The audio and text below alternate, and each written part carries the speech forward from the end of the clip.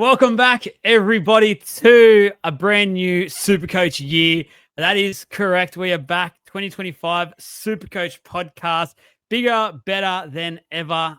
Still got us three amigos in here. I'll be back. I'm back on deck for each week, helping and basically hosting and letting these two guys just give you all the knowledge that we can possibly provide you. So keen to get into this year. We've got that much to look forward to. Make sure you do follow the pages. Click that subscribe button, however you listen or watch. Me, Trav, and Jesse are that pumped. It's not funny. We've already played around with the 2025 team picker. I think we've produced between each other and our little group about 300 teams. No word of a lie. We've found different ways to try and fit different people in and things like that. Jesse was very excited the other day. He monstered it with three fullbacks. Was very happy, and then basically had no one left of half of them. But we're so keen, so keen. Before we get into too much, boys, just quickly throw to you. It's been a nice festive season. We've all been able to have a bit of a break, get away from Supercoach somewhat. We are back, and look, we're looking good. The shirt's looking awesome. Jesse, I'll throw to you first. How are you feeling? Pumped? Yeah, very good, mate. Yeah, of course I am. Supercoach, the first preview. Happy New Year as well. I hadn't been on for the current 25 year. You guys did the pod. I listened to it today, actually, the one that you uploaded yesterday. So it was fantastic on that end. But yeah, no, it's great, man. I'm keen to get into it all. Got a lot coming, and mate, stoked. Supercoach isn't too far away. So it gives me tingles. It gets goosebumps. I'm so looking forward to this year. Trav, Supercoach now. This is your bread and butter, basically. You must be ready to rip and tear. Yeah. What's the date? The 8th of Jan. What have we been doing the last couple of weeks? I don't even know what's been important. All that's important is what we're talking about today and what we're moving on with. Let's go. That's it. 100%. So what we're going to do, we did it last year. You guys loved it. So we'll go over every single team with our team previews, literally go through all the positions, the players available, whether we think they're viable options or not, and give you some of our reasons and do a few talking points in between. For the YouTube watchers, subscribers, there will be a slideshow. We will just basically go through their first 5 games and a couple of the talking points just to help us as well go through each team, make sure we're not rambling too much and make sure we hit some of these big talking points that are around the game already. And this will be over about a 5-part series. So there'll be all the teams. We'll talk about everyone and we'll go into great detail for all of them as well. This episode will be the Storm, Tigers, Panthers, and the Dolphins. So really keen. A lot of talking points in this one. So keen to get into it. Just quickly before we do start, just want to quickly let you all know about the draft. We are now officially taking entries. It's almost full. We're going large after last year, where we only had the one. You're talking 5. Well, you want to go to 5? No. We only got 5 spots left. You said we're almost full. I'm putting up 5 fingers. You can count, yeah? 1, 2. Yeah. That's why we're the good ones. We're the smart ones, and you're the host. I'm getting to the 5 spot part. What I was trying to get out is the fact that we had one league last year, and we had that many people throughout the year message the page. I'm not kidding here, wanting to be part of it. And I just said, so like, we're already in the middle of it. Message me at the end of the year. And back in my mind, I kind of felt like, no one's going to message. But honestly, you guys have inundated us. We are now 4 divisions wide. So we've got 5 spots. Thank you to Trav left. And then it's literally all full. It's going to be huge. And I believe this year we're going to cap it at 4. And it's going to be promotion, relegation. There's an FA Cup in there. It is huge. There's prizes. Thanks to the sponsor Pack Lords for jumping on as well. They're going to really help beef up that prize money as well as have some really cool trophies and medals to be won throughout. So if you're a keen player of draft, not part of it yet, make sure you get hold of the page because I anticipate probably 24 hours of this becoming live, those spots will be full. So make sure you get onto it. Trav, you will be running this, basically the commissioner, so to speak. Anything I have forgotten about that you wanted to mention? Nah, just please message the message. I'll reiterate, message the group. We've only got 5 spots left in our 4th division. We won't say divisions because it's more just as people have come in is where we've plotted into the leagues. But yeah, moving into 2026, there will be relegation, delegation, depending on how the drafts are going to be run. Depending on what happens with how your league goes and how you go in your league. It is a $30 buy-in, so which goes straight to the League of Inches business account. It does not go into mine or Joel's or Jesse's personal accounts. We're not chucking it in our offsets for our houses and saving interest. It is going into that, so that it definitely will get paid out. Every single dollar that goes into the accounts is getting used and is coming into prize money. So just to talk about that, at the moment, our baseline for prize money is we're giving a minor premier. So if you, by the end of the season, the head-to-head season, are on number one and win the minor premiership, you will get $100. So you're up $70. If you get to the grand final, and lose, you will get $60. So you will make $30. And if you win, it is a $200 prize. So that is minimum at the moment for each and every league for the 2024 season with all 4 of our leagues. There is, as you alluded to, you called it an FA Cup. We've actually come up with the Inch of Glory Cup. So it is the in-season tournament. Everyone is going to be involved. It will be pipped against every team. Will be up against every team. There will be a ranking system around how that goes. I've developed all that. There is at the moment a minimum $200 prize. Thanks to Packlords and their sponsorship that they've done. So we'll plug Packlords again. What an awesome card breaking group that they are.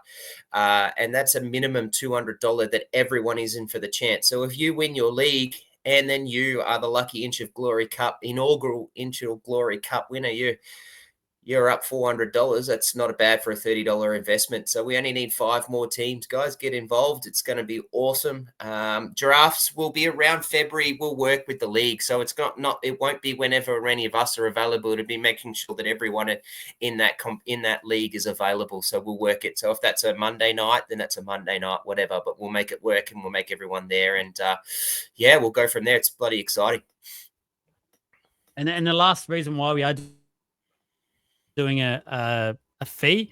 First of all, it's always great to win some money at the end of a hard year of super coaching, especially draft, as I experienced last year. But it's just to ensure that when you are playing, you are a committed player. If you do commit some sort of financial incentive into it, that effectively means what we've seen last year, you will literally be committed and play through. You'll be involved with the chats. You do everything. And that's what makes it, for mine, the greatest experience possible. So really keen to get involved.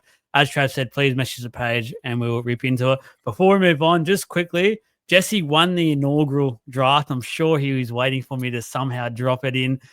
Just quickly, Jesse, do you have any fighting words for can't believe another? The trophy's not sitting on his shoulders already, just waiting. It basically is. I'm gonna just drink from it. I'm gonna just throw it back, mate. No, look, I'm keen for the competition. Draft was where I started. I started drafting before I got into any sort of classic, head-to-head or anything else.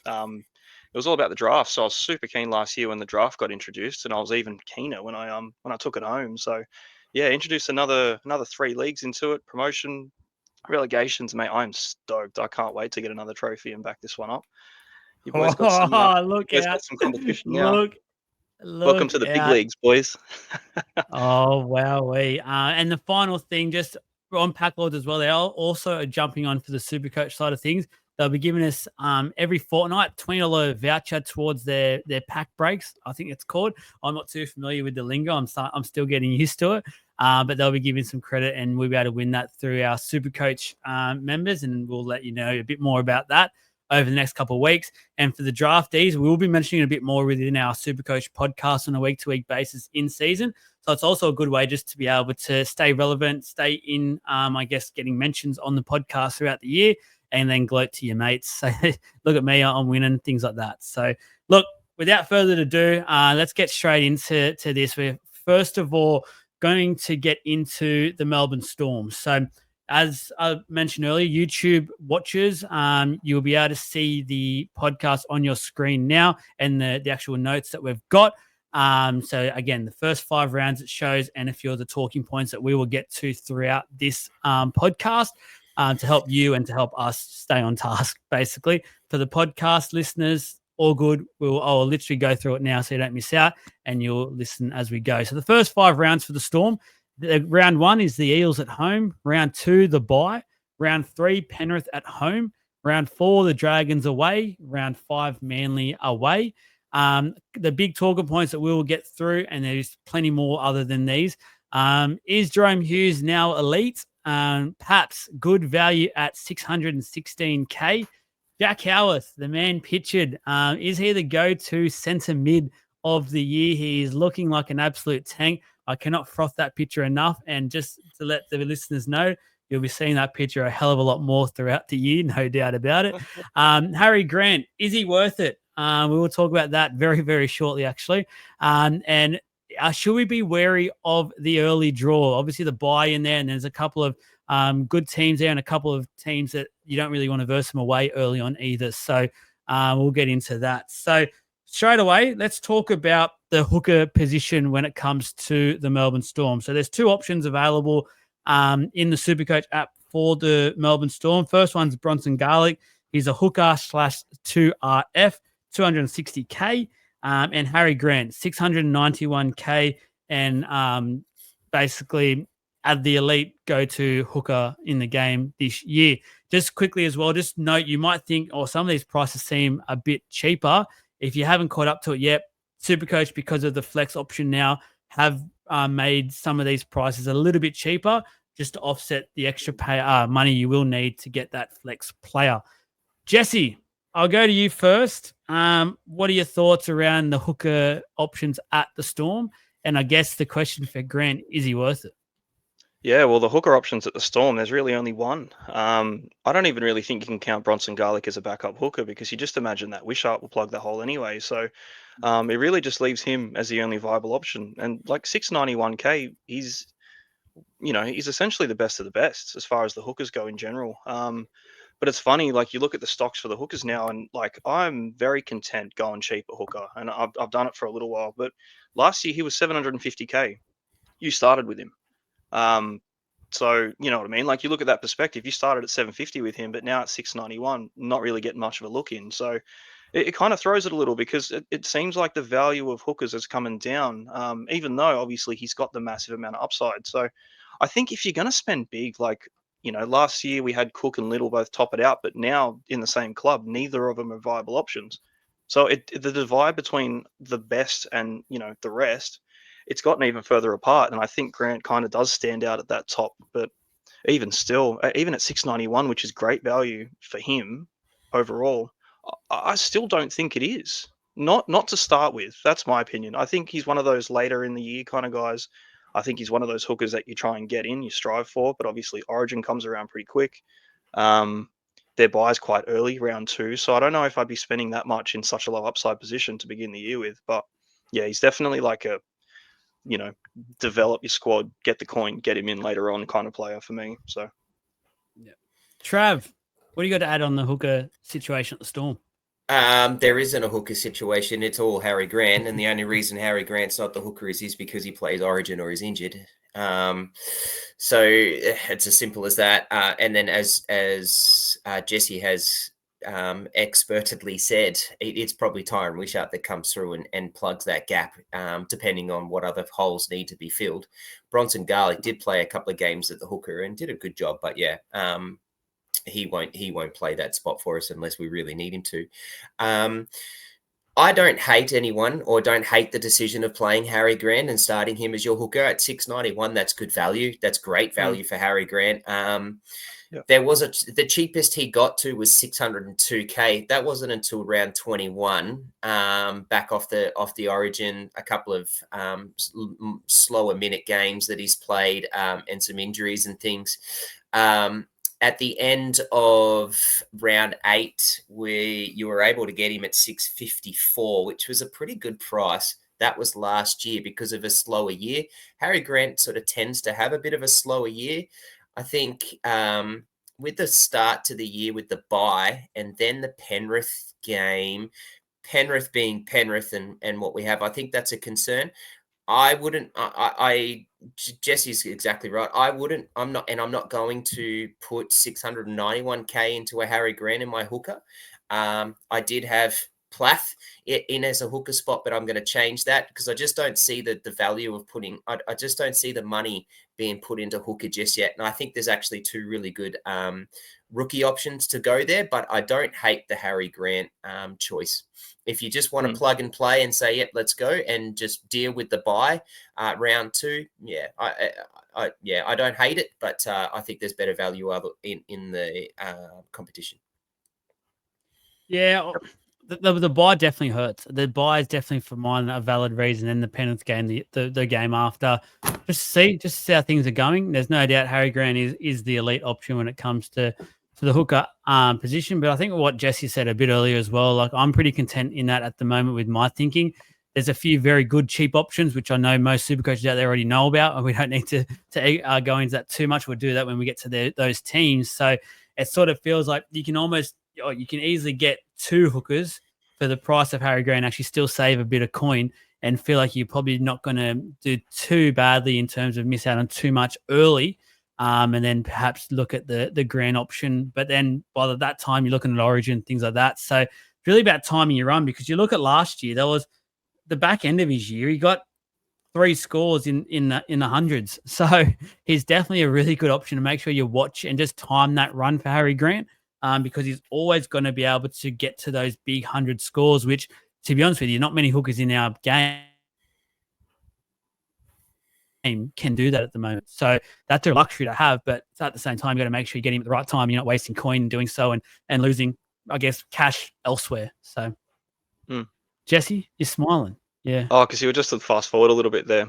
It's funny, actually. I just had a quick look back, and I actually started with Harry Grant in 2023, and he was 816.5K then. And I was like, he was one of the first players I locked into my side. And after 3 rounds, he actually went up in price. He had an absolute blinder of a start. And like he starts off strong, man. Like last year was a bit of an anomaly, really, when you look back at his stats, because, he hasn't got too many years reference, considering the Tigers was pretty much where it, peaked for him. But, mate, he's just got that guy. Like there's no other hookers really that can do what he can do. So if you want to spend up, like, yeah, man, go for it. He's the best there is. But 700K nearly, like there's so many other players, such much like higher upside. So yeah, you can never knock a Harry Grant start though. It's freaking terrifying to come up against in a head-to-head. 100%, and definitely a draft option high up draftee pick for this year as well, no doubt. Moving on to the FRF, the front row position, with the addition of Stefano Utoikamano, this is going to eat into a couple of minutes, I think, for some of these forwards. And it'd be interesting to see if Stefano perhaps is on the radar of any of us here. So the list for that, Lazarus Valipu, 232K.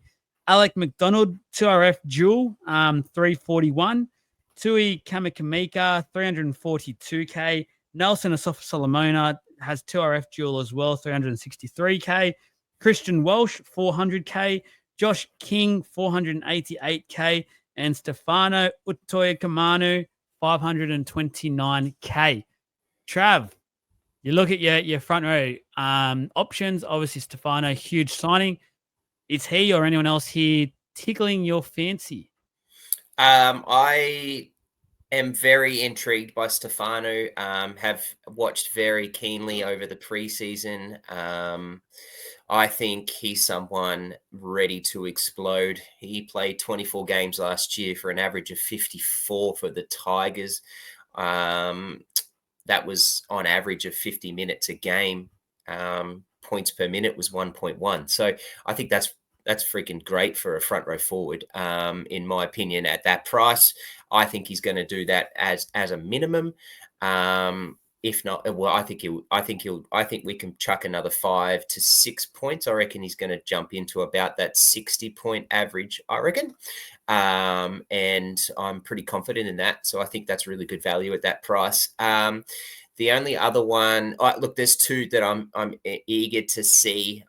Nas's price, what is it? 363 is a good price. And I think that's someone that we can look at for later on. I reckon Nas has got a bit to prove. And I think if he can just come on and be a couple of points per minute or a point and a bit per minute guy around that 40 minutes, that he'll get 30, 40 minutes, I reckon he might be a nice little drop down target at some point to make 100, 150K.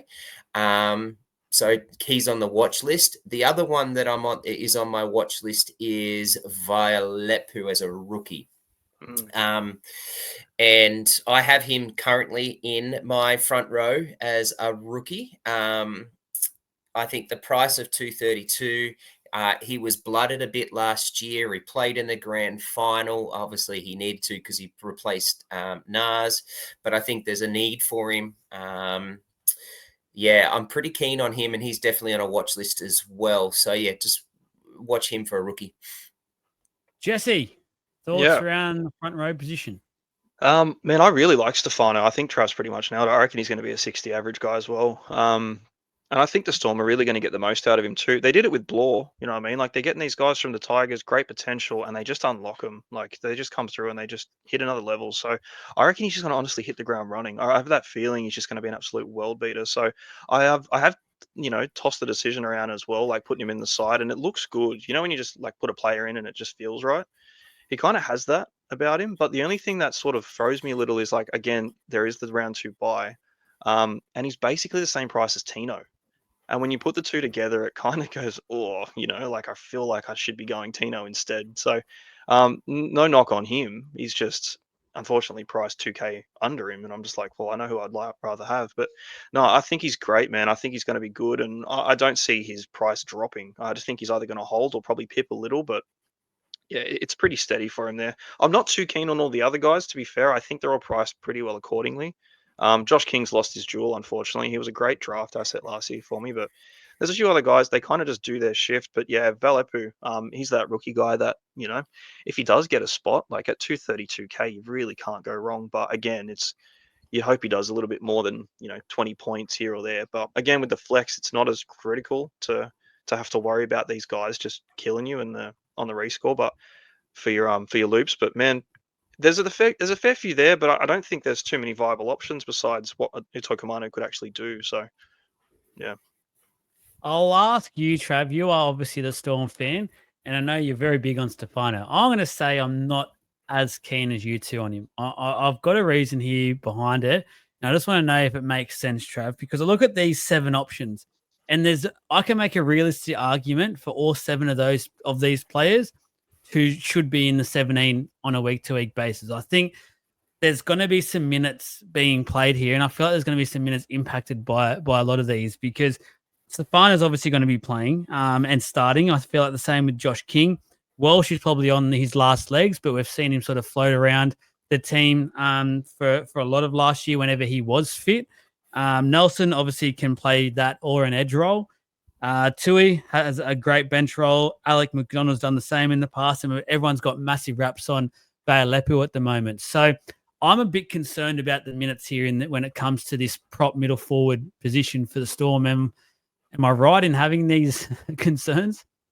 No. Nope. Nah, not at all. Not at all. Sorry, mate. I'm with you. Yeah, go. No, jump in. Go. It's good to. It's good that a non-Storm fan agrees. I don't think there is any competition. I think he locks in the minutes that we expect from him. Like, who's going to take it off him? I don't see. I see Stefano starting. I see King starting.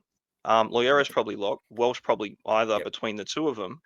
I don't see Naz being an option anymore. He's more of a liability, and he's probably going to play small minutes off the bench or impact stuff. I don't honestly see him doing too much. I don't even see Kamakamika in the 17 over Valepu as well. So unless there's some horrible injuries that happen and they have to really bring him up, I just don't see him coming back up either. The edges are sorted, the props are sorted, the lock's sorted. I think the team's nailed, man. I don't think there's any questions personally, but I'd like to get Trav's opinion on it. Could be wrong. Yeah, no, I agree. I would. Welsh, I think I love him, but he's probably a bench. If that, I think he'll make it that far, and I think he starts in the bench. I think what'll end up happening is 5-6 matches in, he'll probably end up out of the 17, if not, and Valepu when that will come in. I think Nas is definitely going to be in the 17. He's in our best 17. He will be an impact player off the bench for sure. 30 odd minutes will be pretty good for Nas. We didn't do everything we could to try and get our one and only signing basically for 2025 in Stefano, and then not play him and give him a concern around what minutes we're going to put him into. So he's the one dude we got. He's the one dude we've signed. He's basically the one need that we had. He will get 55 to 60 minutes. I would be very surprised if that's any less than that. I'm not concerned at all. I'm glad I asked the question. Moving on to the 2RF positions. So again, there's a couple of duels that have already been named. So I'll just quickly go over them. So Bronson Garlick is in the 2RF position with the duel of hooker. Joe Chan was very popular at the start of last year. There's a lot of rumors about him starting. He's floating around the 267K mark. Alec McDonald and Nelson Solomona we just spoke about, both with that front row forward duel. Trent Liero, 5 to 112K, rightly pointed out already. We anticipate him to get that starting lock position that he's really made his own from last year. Sean Bloor, 534K, and Eliezer Katoa, 717K, coming in as one of the premium options in that 2RF position. Jesse, let you start off with this one. Thoughts around these 2RF positions? It seems like there's pretty much the three top options are obviously going to play very long minutes, big minutes. And then you got just Joe Chan sitting around and hoping while someone gets injured for quite some time and we get a cheapie out of it. That would be the ideal thing for super coaches. But yeah. I don't think I'd go back to Joe Chan even if he did get his spot back in. So, mate, Eli Katoa, I can't sing his praises enough. He's actually in my team at the moment. I did opt away from the other premium second row, and I threw him back in there because he was a friggin' animal last year. I don't see that slowing down either. I think he's kind of just going to be the most dominant try-scoring second rower next to, who else? Crichton in the league, and I don't think it's much left between them. So, 717, I love it. I really do. I think he's going to do exactly that almost every week. There might not be a lot of upside to him, obviously, at that price because it's off a 73 average, which is huge. But I think for the premium options, he's definitely top three, when it comes to that position. So I love it, and it also puts into a bit of perspective too. Sean Bloor's 200K less than him, and I think he's good value. I really like the value of Sean Bloor. I've kind of been tempting a little bit around it today too, but it's how many Storm players is too many, which is kind of the problem that I've got at the moment because I'm freaking loading my team up with them. I like him at 534, and I think, a full season with Munster back healthy as well next to him, I think it kind of gives him a lot more opportunity too, because it did heavily go down the other side because obviously Hughes was just a friggin' animal. But I really like Sean Bloor too. I think a second season of good footy for him at the Storm there. Considering, the injury history he had with the Tigers and everything coming through, there was a lot of doubts around the quality of him. The potential was always there, but it's great to see him playing good. But yeah, I think he's going to have a breakout year. This one, it's going to probably jump up maybe 5-15 points, somewhere in between that of an average, and he'll be pushing, high quality stuff. I'm not too keen on the rest of the second rows. I think, between the two of them, you can just pick one and be very confident, I reckon. So, Trav, what do you got for your boys? Music to my ears, Jesse. Good calls there. You want to talk about Bloor exploding? I think he's definitely a smoky for for a bigger year. He's only going to get better, and just he played bloody well to start the year, and then kind of particularly with his relationship beside Munster. Now, guess who's back? The Mad Dog's back, right? So, I think that partnership's just immense and going to be awesome. He kind of dropped away a little bit once Wishart came, but Wishart's a very different player. Wishart was literally just to grab the ball, put his head down, and just run as hard as he bloody could. Munster's not like that. I mean, he will do it when he's got to, but he's not like that. He will play and he will offload that and he'll palm you off and and he was looking for Bloor. And to start the year, the 38 against Newcastle in round 3, but then 5, he got 63, 87, 68. So he started quite well. So, yeah, the Bloor shout-out's really good. I'm really high on Liero.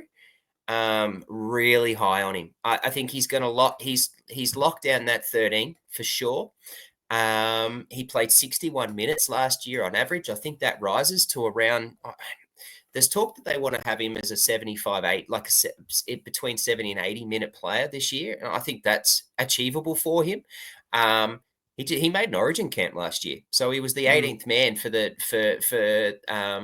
Maroons, the Queensland team. He's so young. He's just re-signed on a bigger deal. He's locked in for a long time. He's priced at sorry, I moved it down to get to Bloor. He is priced at 512. Yeah, so on a 52 average at 23 matches, I just think that's really good value. I think that rises as he grows. It was at 0.9 as an average, so he's almost a point a minute. I think that goes up to at least 1 a minute, 1 point a minute as he pushes that to 70 odd minutes. I reckon he's going to push around a 70.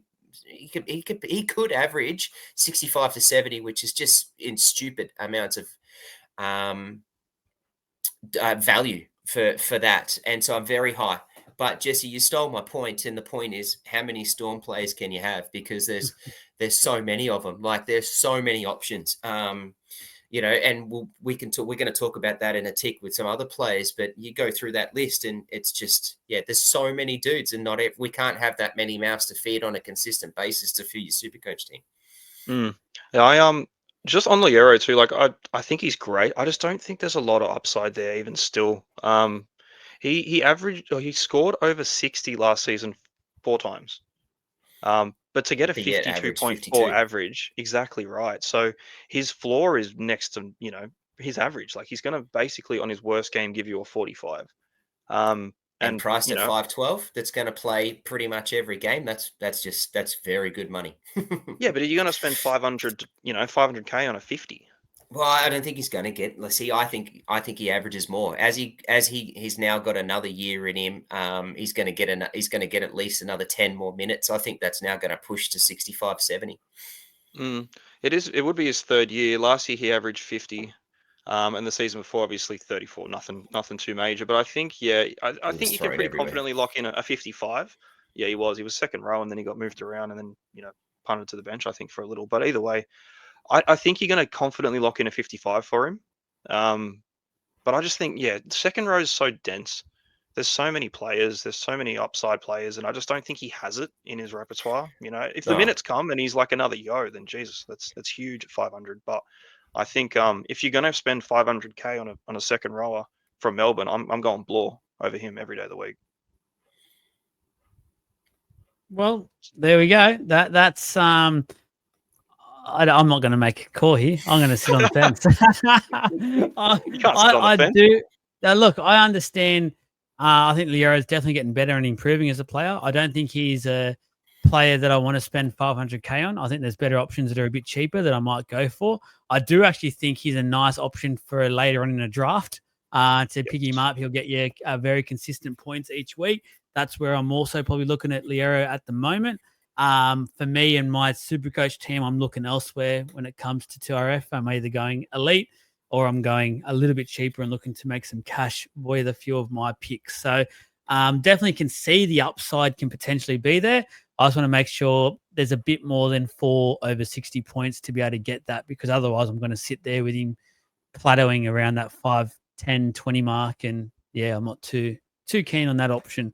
Halfback, look out. This is going to be one of our big question points here that we talk about a bit more. But first of all, Jonah Pezzett, 5'8" dual, 276K. Tyron Wishart, the gun from last year, who helped Jesse in draft massively, but let's not talk about that anymore. 556K. And Jerome Hughes, halfback only, 805K. Let's go on to our, first of all, the question that we've got there on the screen. So is Jerome Hughes, boys, now an elite option? Let's see what you both think. Have a fight over who wants to grab this one first and run with it. Trav can have this one. Oh, it was your point. There was my point. That's why I want you to do it. Is Jerome Hughes elite? Yes, 100% he is. He won the Dally M. He's the 2nd best halfback in the competition behind Cleary. He is elite. Yes, 100%. Will I start with Jerome Hughes? Elite. Yeah, 100. He averaged 82.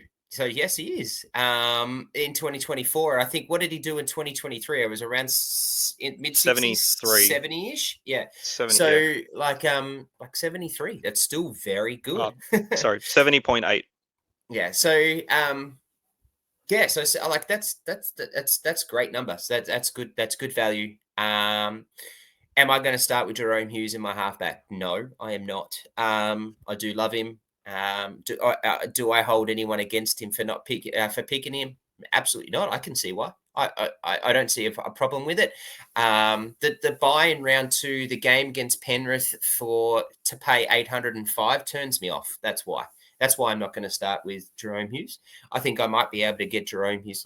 I'm pretty content, honestly, in starting with Cleary and just seeing what happens with Cleary in the first few games. And if he does drop in value, I feel like a Hughes is probably someone I'm going to look at in that sort of, round 10-ish, maybe over Origin kind of period. I haven't looked further on in the buy for the structure of the buys and stuff for the Storm just yet, but he's definitely elite. I have no problems with people picking him. I think he's going to be even better this year. I'll get Jesse's thoughts quickly. Just I've got 2 cents to put in here, and I'm taking over for a second. Part of this reason, I want to know if I'm crazy not for thinking like this, but one of the big, huge reasons I'm not even contemplating starting with Hughes right now, he hasn't even entered my mind. I don't want 805K sitting on my bench early on through a buy. I want to make sure those elite players are playing for me within the first few weeks, and I don't have to be impacted by a buy. But anyway, that's just my 2 cents. Don't take that with a bar of soap or a grain of salt. Jesse, off you go. Look, I love Jerome Hughes. He was the hero we needed last year when Cleary and Hines weren't doing it. And it was amazing. And he kind of pretty much hit the ground running from basically round 2. Obviously, they played Penrith the first game last year, and he scored a 42. But then it was just on 88, 108. Like he didn't really slow up at all. So the only thing that I've got a little bit of it's a tricky one, man. 82 is a massive score. It's a massive average, but he's done it once. And consistently throughout his career, it's been between 65 and 70, which is still very good. It doesn't really put him in that Cleary bracket then, but obviously the last year he got the Dally M and it has. So from last season, I'm all about him. I love him. I did have my doubts going into last season about him. I never said he was super relevant because obviously Cleary and Hines. But yeah, if he can, I'm very happily be proven wrong. If he starts freaking going nuts, I'd be very tempted to go right back to Hughes, but I'm not going to start with him. It's probably going to be again that Origin kind of period where I got him in last year, where I thought, yep, I've already teed it up 3 weeks in advance. Like I know exactly where I'm going with it. But yeah, no, like it is a lot of point. He's got the round 12 and the round 15 bye. They also have the round 2 bye. So by 15 they're done, and then they play the rest of the year out. Well, that could be a good thing to do after the last bye and just see him out for the rest of the year and, lock it in all the way through to the last round. So that could be a nice little play there. But I think early days, maybe not. I do think, the Eels game, the Dragons game, even the Manly game, he's going to score well. And I'll be surprised if he doesn't score well against Penrith too. So I don't really think the fixtures for him are too much of a worry. The bye sucks. And I know like a lot of sides are going pretty cheap on the second half. So, if you are going to get him, at least have someone half decent to cover him for that week, but it's not going to kill you. Like it's not a bad shout. I think his ownership's going to be really low too, so could be a bit of fun, but yeah, not for me early days. No, but he is elite. He is elite. I was about to say, I literally was about to say, took the words out of my mouth. He's definitely an NRL elite halfback now, and very, very keen to watch him. Just to be interesting to see when people hit the go button, because I feel like in a way there will be a time at some point throughout this year that we want Hughes in our team. Be interesting to see when we actually do hit the go button on that. 5'8". So we spoke quickly about a couple of the jewels there. A super cheap. This is the cheapies now. They're 198K, guys. That's awesome to see. I got a bit excited when I first seen that and opened the app. Stanley Hewen. So not an option for me at the moment, but I'll be keeping an eye on Stanley if there's ever a reason why they need to play their 7th choice 5'8" for the year. I'm all over old Stanley boys, so very keen to see that. And Mr. Cameron Munster, interestingly, not in our talking points, but I think this is going to be a bit of a discussion. 609K. Basically, last year was a shell of himself, and ended up coming back towards the back end of the year and actually having glimpses of his best football, and which was amazing to see because most of the time we actually didn't think he was going to come back at all last year. So he's definitely got it in him. I think he's definitely priced under what he's going to score next year, provided he stays fit. That is obviously this huge thing that we've got probably crossed us for a Supercoach aspect. Jesse, Cameron Munster. We're not talking about Mr. Hewen, unfortunately. Cameron Munster, talk to us. Mate, I named my team after him last year. Yeah, he was one of the first in my plans, and currently another spoiler because I have changed my team again. He is in my team this time too, and that's why I'm worried about how many friggin' Storm players I've got. Yeah, dude, 609K. It's a bargain. This could be the buy of the season. I just think it's huge, man. Like Cameron Munster could be 750, 800K at some point comfortably. He's done it. He does it every year. I don't think there's too much of an injury worry. I think now he's probably good in, whatever his groin issue was last season. I think that's probably well past. But, man, I just think 609K for a Munster is massive. And I'm very keen on it. So that's my thoughts. I think it's great value. Give me Trav, go you man. Here you go. Oh, I love the Mad Dog. Hell yeah, I love the Mad Dog, but I'm not going anywhere near him on Supercoach just yet. Not going anywhere near him. I haven't looked at him. I don't want him in my team just yet. I want to see what's going on. I'm just not 100% sure how we use him and what we do, whether it is a little bit protective of him because we do need him for the long haul. So there's just a few questions I've got around him. Do I think he's got the upside? I think he's got a big game in him here and there, but I also think he's also got a lot of low ones. And I think as he's now getting older, as we are getting more of a list together that surrounds him, I think more we are not having to rely on the Mad Dog to be a Mad Dog as much as what we have in the past. And so I'm not going anywhere near him just yet. I just need to see what's going to happen. And I've got a bit of a cautious approach, but I freaking love him.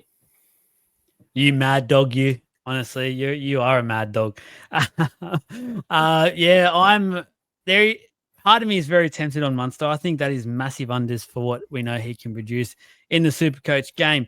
Centre wings. So the old CTWs. Moses Leo, centre wing, 214K. Jackie Howarth pictured on your screens right now. Once again, just look at that glorious sight. Absolute specimen. You have been clearly not forgetting arm day either, Jack. So shout out to you for that.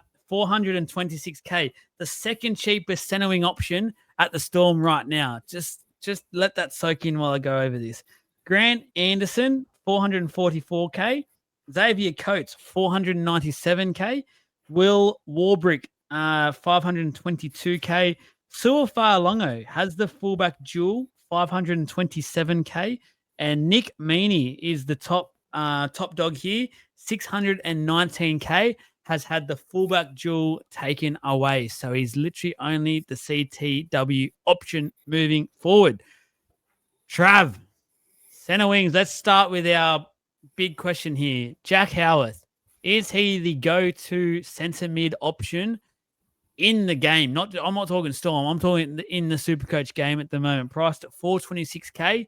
Is he almost a go-to or a must-have? He is my favorite mid-price centre wing. I'm actually going to call it and say he's probably my favorite mid-price player in Supercoach. I'm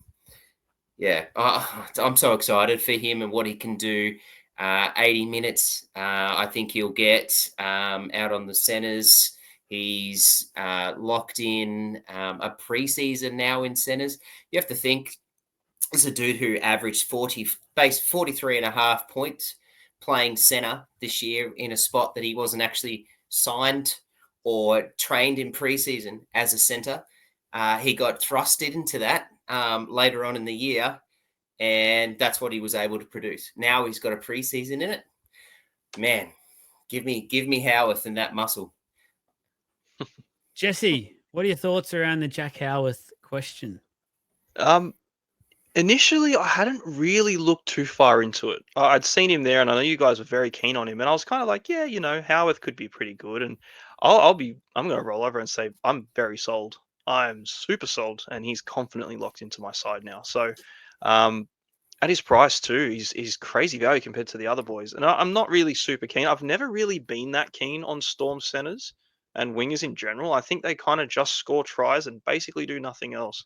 But his base is so good, and he's so like it's all new, and he's just incredible. Like the potential, the upside is we don't even know what it is yet. We haven't seen it. Like we don't know how good he can be yet, and I'm very keen to find out. So, 426, I love it. I think it's great. As far as the rest go, so. Nick Meaney's quite dear at 619, even with the goal kicking. Sewer hopefully gets a spot. We've been waiting for it for a while, but again, I just don't think there's too many other options. Like Jack Howarth is pretty much the guy. I'm very keen. Thank you to you two both. Sold me very easily. So Jack Howarth, the reason why his average of 40 is an average of 40 is because his first 3 games, round 5, 10, and 15, he went 9, 6, and 23.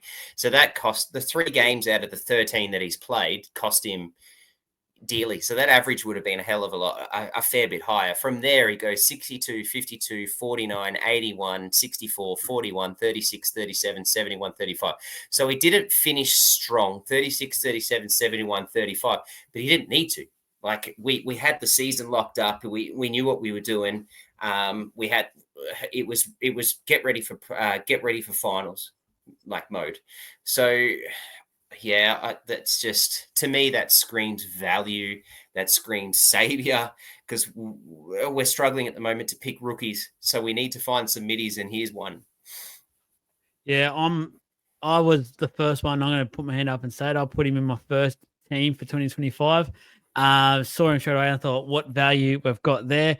I definitely think he's price unders. I think what happened last year, and talking a bit more of an NRL point of view, I think he just played his role last year. I didn't think he went out of his way to be too attacking and things like that, where I think now he's got a lot more confidence coming into this year. I think he'll get a lot more ball. I think he's now become one of those centers where he's not in the elite category, not at all at the moment, but he's definitely quickly working his way up in the food chain when it comes to CTWs. I think he's ready to just really get that confidence level up to that sky high region. Another preseason at center, and literally by the sounds of it, exclusively at center this year will be huge for him. I just think it's almost a must-have option. You pretty much have him in your starting team as well. A 426 starting option in the CTW. Give that to me every day of the week at the moment, because I think that's great value. I really correct me if I'm wrong, but I think that edge is Coates, Howarth, Bloor, Munster. Like that's the. I think so. Damn. Munster feeding that. The only worry is, and I think Jesse did mention it, as we had many good Storm CTWs in Supercoach, I cannot remember no one jumps out at me. Everyone's always had great potential. You look at their side, you go, this is star-studded, it's stacked, and just for some reason, we've had some great centers. Have they been Supercoach relevant? Not really, but they haven't needed to be. Because it was a different style. It was a different way that we had. We were running Cameron Smith, Billy Cronk, Cooper Cronk, Billy Slater. Yeah. We were running that. So we just didn't need to have that. And then you were skipping the centers because the lines that they were running to get it and feed that out to you. Vunivalu's, your Addo Cars, your bloody. There was another guy that went to Union. That name's lost me, so that's going to piss me off. But yeah, anyways, it was another Fijian or another Islander that went and played Union for Australia in the Wallabies. But I can't think of his name now. But we didn't need to have those centers to do that. The centers had to be, just big monster defenders to protect those edges so that those speedsters could go and do what they had to do, whereas it's different now. Yeah, no, I agree. And I think Jesse rightly pointed out that for me, none of the other CTWs there for the Storm appeal to me whatsoever. No. Last one, Ryan Papenhuyzen, the fullback. 616K. Obviously, we've already spoken about Sewer is an option there as well. But he's a dual with the CTW. 616K. We've got the question up there. Is Paps good value at 616K? Feels like he won't have the goal kicking again this year. That will be kept with he just had a look. Nick Meaney, sorry. It should be. Yeah, what are our thoughts here, boys? Perhaps good value 616 without the goal kicking? Yep. I think it's great value. My man. Yeah, man. Yeah, dude, look, 616 for Paps is massive. I think it's great value. I think compared to the other fullbacks too, obviously the goal kicking would have been really nice. It's going to push him to probably a closer to like a 75 to 80 average as well, where he was kind of scoring before. But even still, man, 60, if he hits 60 points, which is very easy for him to do, he can do that in 2 or 3 runs if he just explodes, which he does majority of the time. There's his money. Like, there's his price already. You're going to make money off that regardless. So it gives you a nice cash down option. The next good fullback, I think that's probably worth putting in your side is Drinkwater at 770 and Ponga at 790 too. So you're saving automatically 150K. And you're not getting any less of a player there. You're just sacrificing goal kicking. And look, another year back, he's had some pretty monstrous, catastrophic injuries, and he keeps going. So a year back for him, I think he'll be fit, raring to go, great value, good cash down option if you want to spread the money elsewhere. I really like it. I really do. He's been that guy that I've always sort of dropped to if I need to find an extra 100K, and I'm very happy to have him in my side too. So, yeah, I like it, man. I like it. Trav, has Jesse left you with anything to say other than just applauding what he's just said? He's hit the nail on the head. No, I love it. I love that call. I think I said in the team picker pod that we did last year that Papenhuyzen at 616 is just wicked value. I just needed to see a preseason. I need to see what he's going to do in the preseason. I think from all reports, he's having a good one. So, it's going to be really hard to ignore. It's going to be really hard to ignore come TLT. Yep. It's hard to disagree there. Not having the goal kicking is the thing that's sticking to me, but I don't know. The last final question that we've sort of glossed over a couple of times, but we'll answer it now just purely for the fact that it's on the screen. So should we be wary of the early draw? So we've gone through it a bit earlier, that round 2 bye as well. Me personally, I'm a bit cautious on starting with many Storm players because of that. I don't want to be hurt too much too early. I'm looking more so to bring a few more of them in around that round 4, maybe round 5 mark. Howarth for mine is a different story. I'll be starting with Howarth and I'll just take the hit and I'll have a good centre wing to come in off the bench. What about you, Trav? I'll start with you. Are you a bit wary of their early draw? Is the bye, for instance, a bit of a hesitation?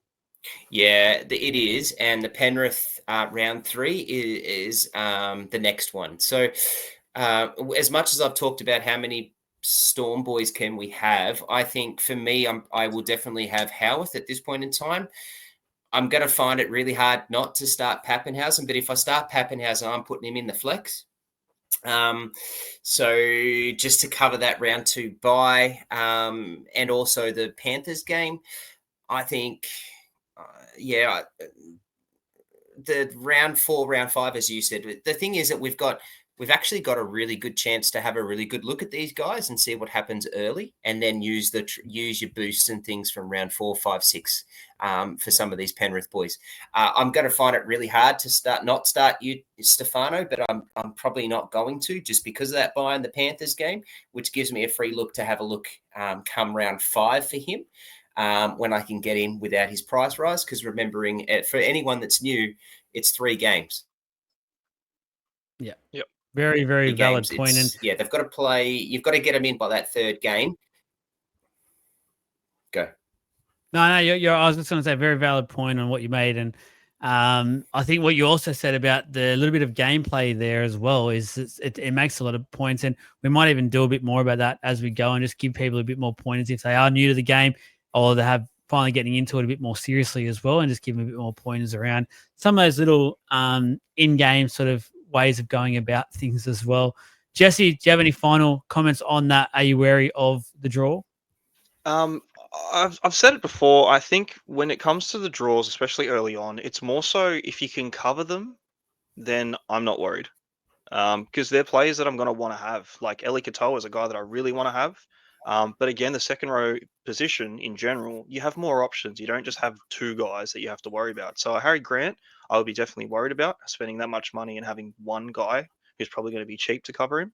But in the second row position, you've probably got more options. Hughes is the same. Munster's the same. Like you need to have someone good to cover him that week, especially early on, because it's very quick. You get left behind very quickly. And if you want to really make up moves, like you really have to take off from the beginning because it's really hard to claw your way back, down the line. So, the flex position's nice. I think perhaps probably worth it in the flex spot, even still with the early start. But again, man, like you get an extra week to have a look because of the buy price-wise. And then the fact that they have Penrith, I think if you're going to play Penrith, you kind of want to play them early anyway. Yeah. So I don't think it's going to be too much of a problem playing Penrith, like, round 3. Coming back from but the Vegas. good thing is, yeah, exactly right. And I think the good thing with it will be is like you'll see the break evens going after that Penrith game. So when they go into the Dragons game, where you can basically say, look, okay, it is away, but it's Melbourne against the Dragons, who we would expect to walk them.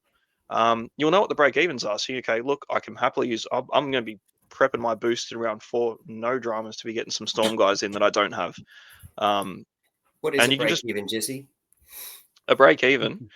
Oh, all right. So early on, the rolling averages go off a 3-round average. For anyone that hasn't, played Supercoach before, their prices after round 3, essentially, if they have played 3 rounds, nothing changes. But they do accumulate a rolling average, and it's based off what their score they're priced at for their average.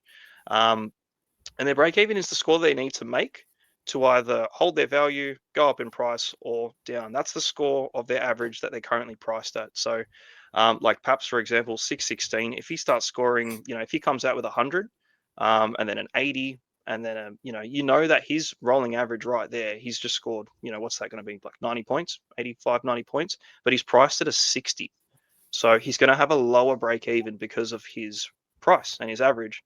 And that's where you can really make your money. That's all about it. It's all break evens are. It's just, price fluctuations making money. So you'll notice it pretty quick. You're going to see a lot of players moving to the really hot guys in round 3 because you're going to see some massive negative break evens.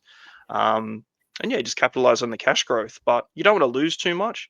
But again, with a round 2 buy, you're going to get an extra week because their price isn't going to change to round 4 when they play the Dragons. So capitalize on that fixture, I think. Very well explained, I think. Hopefully people are writing that down or screen recording it and using that to help them this year with the Supercoach game itself. That is it for, I think, the Storm. I spent plenty of time on it, but I think it was very valid. There's plenty of talking points. As rightly the boys have said, there is a number of options here, realistic options as well. I think it's more so just a question around the timing when you want to hit the go button on a lot of these players and getting that timing right and just remembering that Origin period, they'll miss. A few of them will rest afterwards as well. So you don't want to wait too long because if you're going to wait too long, you may as well wait till after Origin as well because you'll be having them sit out for too long in the end. So that's it. The Storm look like very, very big Supercoach players for this season coming. Next up, the West Tigers. So the first 5 games here for the West Tigers. Round 1, the Knights at home. Round 2, the Eels away. Round 3, the Dolphins away. Round 4, the Warriors at home. Round 5, the Broncos away. The talking points. And look, if you're not watching this on YouTube once again, must have Terrell May. I've got to be a bit louder there because it's in bold writing. Jesse is so big on Terrell May, as in most of the Supercoach community as well. He is almost the must-have Supercoach pick of 2025. LOI, is he worth it at 582K? 2 RF opportunities at the Tigers. It doesn't seem like there's too many there at the moment. So Porter and Fainu, are they going to get increased minutes? Are they looking good value? They should hopefully get some price rises there.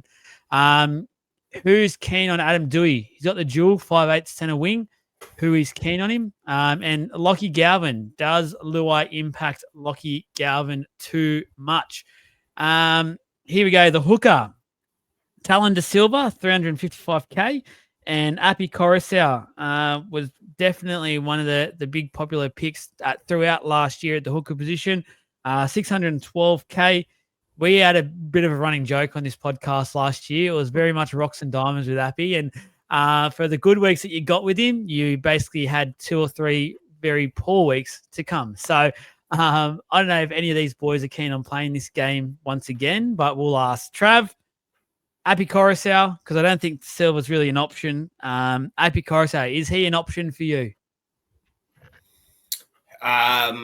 He's not an option for my team. No, I'm not starting with him. If I was going to start with a high-priced hooker, I would find the extras 80K and get Harry Grant. But no, I think he's a good option. It's funny how you say rocks and diamonds because he still averaged 62.5. He played 22 games. Like, it's still a good average. You're certainly in the running for if you had an Api Carousel for a big score to win the $1,000 in a week and $2,000 if you're a Supercoach member. But there's a plug. See, Jesse, I told you I'd always get a Supercoach plug in there in each pod. So there's one.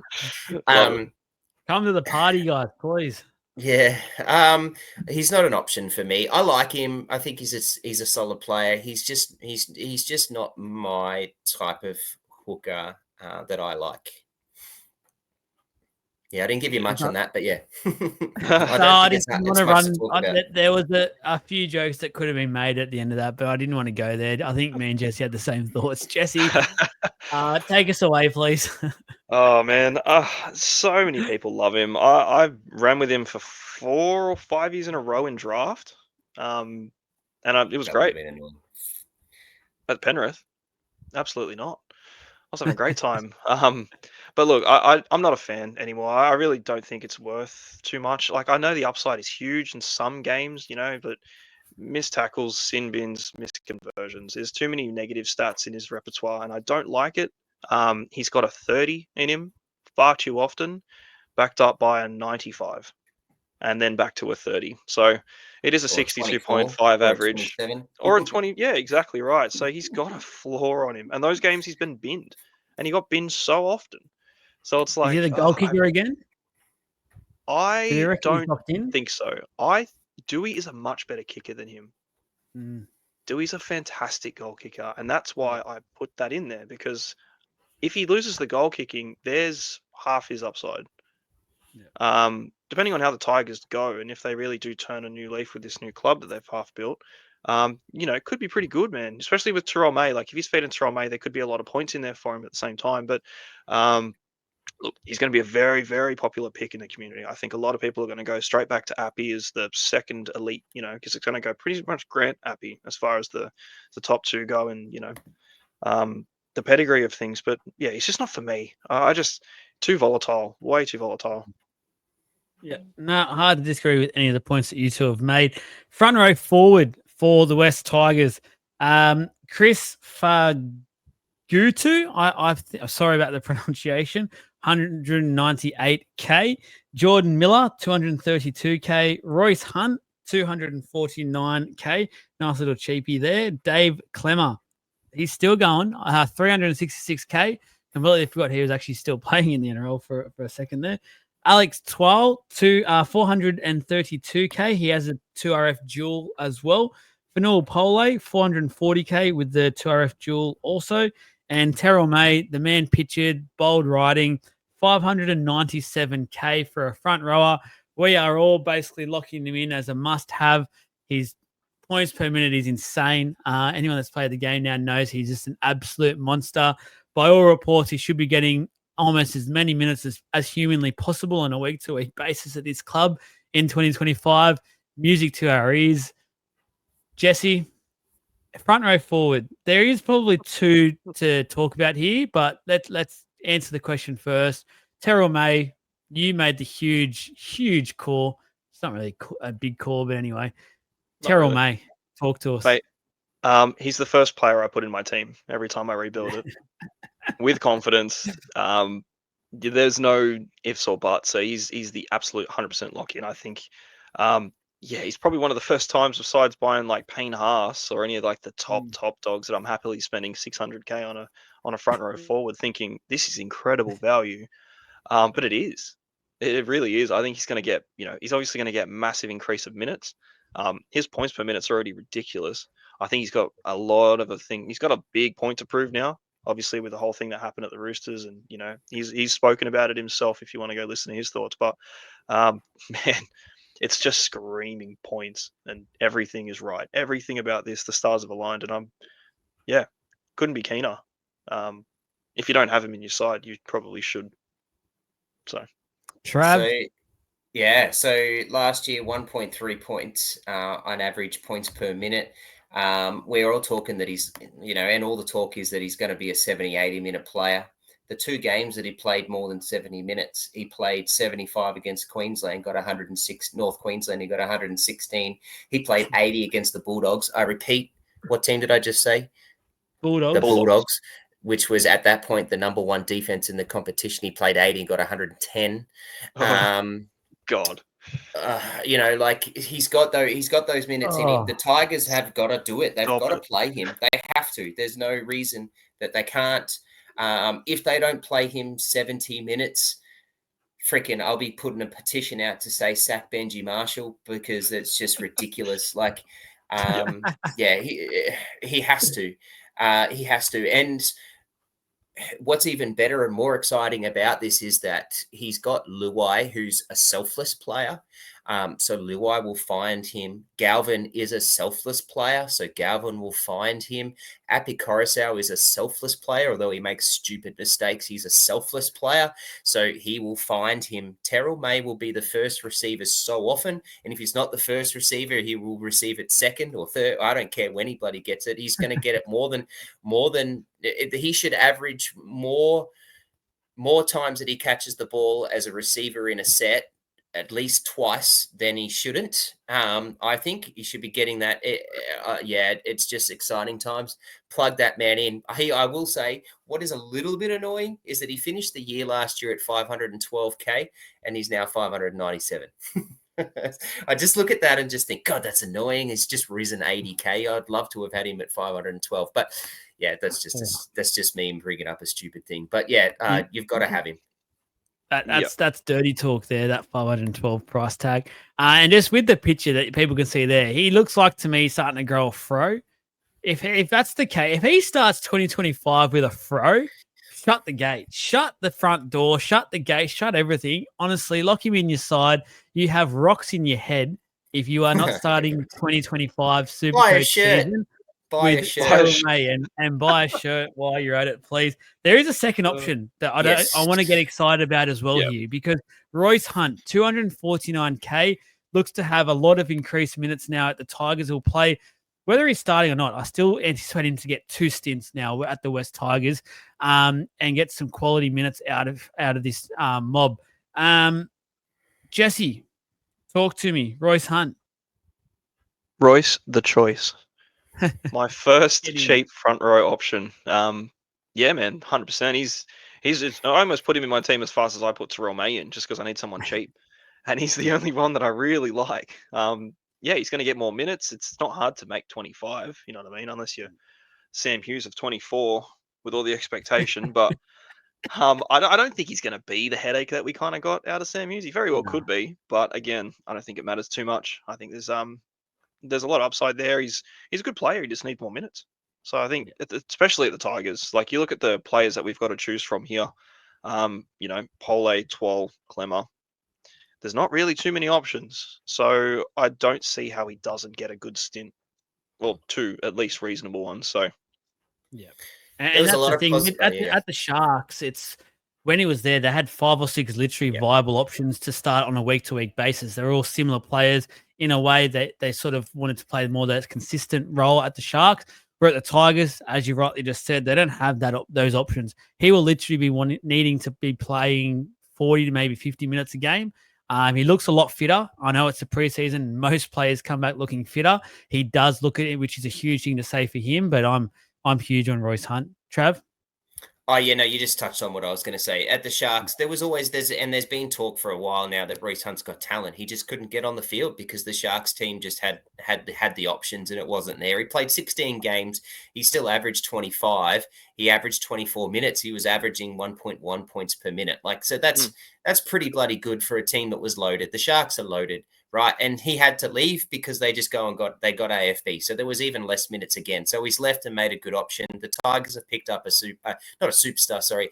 good player for them. He's going to play a role. He has to have more than 25. And if he's at that 1 point a minute, I'm thinking for 40, 45 minimum, surely he's got that potential to do it. So which means if he's going 1 point average, which he should, if he drops just that 0.1, which would be a pretty reasonable drop at 40 minutes, that's 40 points. That's a good 150K price rise. And that's that cheapy option we're looking for that we really need, which is, starting to get to that point of, you're talking around front row forwards and whether you might just keep him. He might be a season-long keeper in that front row forward for you if he's averaging and punching out 40s and 45s for you, because he's a good plug for your buys. He's a good plug for origin time. He's a good plug to keep you to the end of the year because he's pretty durable, I think. So, I think he's a good pick. He's a no-brainer. Yep. Very much agree. 2RF now for second row forwards for the West Tigers. A few options here. So 198K, Jackson Rahm, Brandon Tumeth, 214K, Tony Sakar, 232K, Kit Laulili, 232K, Justin Matamua, 278K, Jack Bird, CTW Jewel, 379K. There's a few people starting to talk about Jack Bird with some rumors that he's won the starting lock spot at the West Tigers. So we'll talk about that a little bit more in a second. Alex Twal, Jewel with the front row forward, obviously 432. Alex Seyfarth, 435K. Fanua Polo, we've just spoken about with the Jewel. Ruben Porter, 443K. And Samuela Fainu, 517K. So, Jesse, you've asked the question. The 2RF opportunities on paper there. Doesn't seem like there's too many. I have seen rumors around where Seyfarth has been getting thrown into the edge position as well. So perhaps there's 3 viable options there. But Porter, Fainu, you think there's going to be potentially some good value out of at least one of them? What are your thoughts around it? Fainu's lost value losing his front row duel, unfortunately. It's pretty much always going to happen. He didn't really play at all in the front row last year, so it was just fun to have. But 517, again, I think he's definitely locked the spot down. I think of all the positions in the second row, his is the most nailed. I think Porter and Seyfarth are probably going to have a bit of a shootout. Seyfarth's probably going to win. But I like Porter. I had him last year as well for that cheap option, and he had a good few games, man. He was a pretty good player. So 443, he could be a really good mid-range option too. But again, I don't want to load up too many Tigers because history has been pretty evident. The Tigers, they're not fantastic. So I like Fainu's a great player too. If he had the duel, I'd be more appealed about him. But yeah, I think he's definitely the most locked in. 517, you're talking blow price again. Again, options. So pretty good. But yeah, Porter, I like. Seyfarth again at 435. It could be those two. If you're looking for a mid-range second rower, it just depends if they get it in there because they both have good points per minute. They both are good players. It's just, you're going to load up on Tigers. The position overall is quite thin, but Jack Bird's pretty fun, pretty exciting, especially with the center wing duel. He's in my centers. And if he does have that lock spot, there's your cheap second center wing option that you can, bank and have some flexibility around because there are very, very few center wing 2RFs at the moment. Yeah. Trav, I think Trav's rightly discussed the other few, but I think Jack Bird I think he's been in your team a couple of times. Yes. Yeah. Jack Bird's been in my team too. I think he's a no-brainer for now with the news that we've got. But again, he's a TLT decision. I think wait to that TLT just to see what happens as to whether he actually does lock that 13 spot that they're all talking about. If he does get that, I think that's exciting for that mid 300K guy for our centers because we need it. We certainly need that. I am excited for the final. I think I'm keen on on having a look and seeing what he does at 5'17". He averaged 53 points. He played 23 games. He averaged 53 in a team that finished on the bottom of the ladder. I think that's good as a 2RF.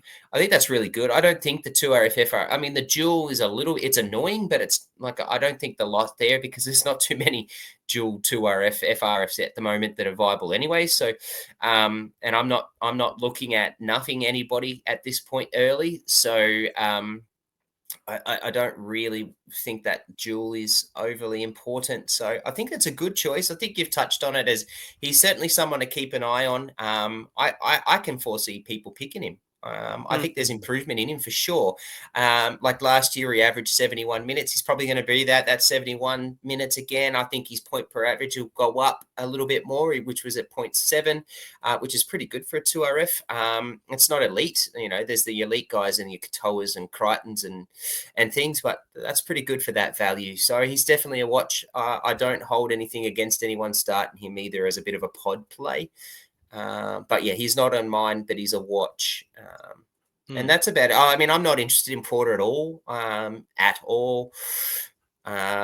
I don't think the stats are going to be in him. I don't think the hands are going to be fed for him. So I think he's someone that I'm not going to look in at. 443, I'm not keen at all. I'm not interested apart Give me from Gilbert Jack at Bird. that price. I'm not interested in any 2RF Tigers apart from Jack Bird. I'm keeping an eye on for that TLT. Bring it on. Halfback, a 5'8" dual here. Supercoach work is a bit lazy at the moment. They're still on holidays because Jaden Sullivan has obviously gone over to the Rabbitohs, so he's not a Tiger anymore. Jerome Luai, the 5'8" dual, 582K. Big questions around just the impact he's going to have at this club. We all know about the Crichton impact at the Bulldogs. A lot of pressure and expectation that Luai can almost do the exact same thing for the Tigers. Still got a bit of question marks around if he can. I think he's matured a lot last year. I was quite impressed with how he actually matured into his role at both Penrith and the Blues and basically just held himself, I guess, overall. I've been quite critical of him over the years, but really couldn't be critical of anything he did and was full of praise for him. Supercoach, though. Personally, for me, I had my hand up. I started with him my first ever team. I've since gone pretty cold on him, to be honest. I'm just losing a lot of the appeal. 582K, very unsure. Trav, are you up or down here with Luai? I like his price. I like what he can bring. Am I going to start him? No. Have I picked him in one of my teams? No.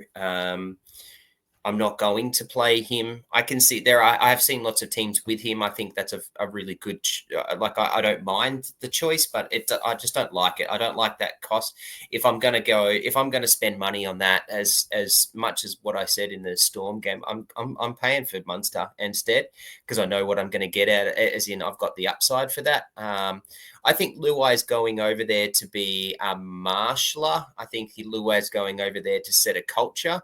Luai's not going over there to get the ball in his hands and play and set and be a superstar. Luai's going there to sort that rabble out. So, I'm not interested in Luai, but can see upside in what he can do, and he has the potential to do it based off what he goes. I think full kudos to, as what you said about what he did last year in 2024. He had to step up. I think also don't understate the fact that he knew it was his last year. They were going for a fourth premiership in a row. He owed a lot to that club and the club owed him a lot. So they looked after him and he looked after them and clear his injury and things like that. So there was a lot on his plate and what he had to do, and he stepped up for that. But I don't think he needs to do that. And will he want to do that for the Tigers? Yep. All very valid. Jesse, got anything to add there around Luai?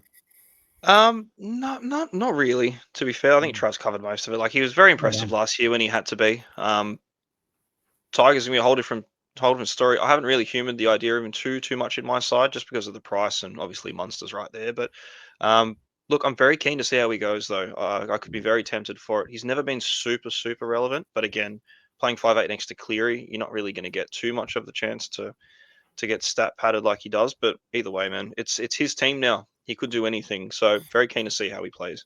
But yeah, 582 could become a bit of a fun draft option. With that duel of halfback and 5'8" could come in handy. And just, we'll just see what role he plays, how much of a say he has in this attack, and how much the attack can actually click for the Tigers, because obviously then try assists and that come into it. He'll probably have his hands over the footy for a lot of it. And interesting enough, moving over now to the 5'8" position, we're going to be asking the question if this will be impacting Galvin too much. So first up, Latu Fainu, 248K. Sort of when he got chances last year, he actually really took them with both hands and looks like a player that the Tigers just need to find a way to sort of fit into their 17 on a week-to-week basis. Adam Dewey, we've got that 5'8" centre wing dual, 431K. We just mentioned Luai, and then Lockie Galvin, 624K, was obviously huge last year, potentially one of the Supercoach players of the year, no doubt about it. Two questions we've got to answer here. Let's start with the Galvin one, because it's going to be a great segue from what we just spoke about with Luai.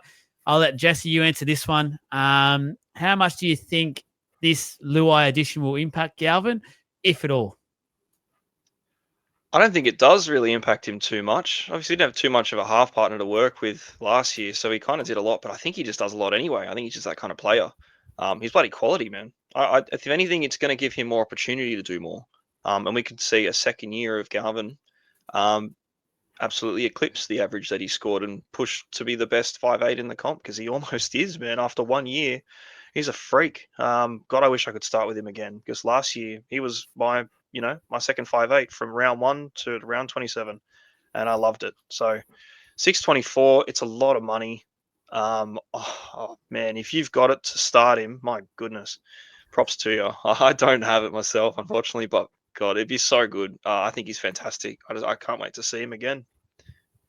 Trav, anything to add on the impact Luai will have on Galvin?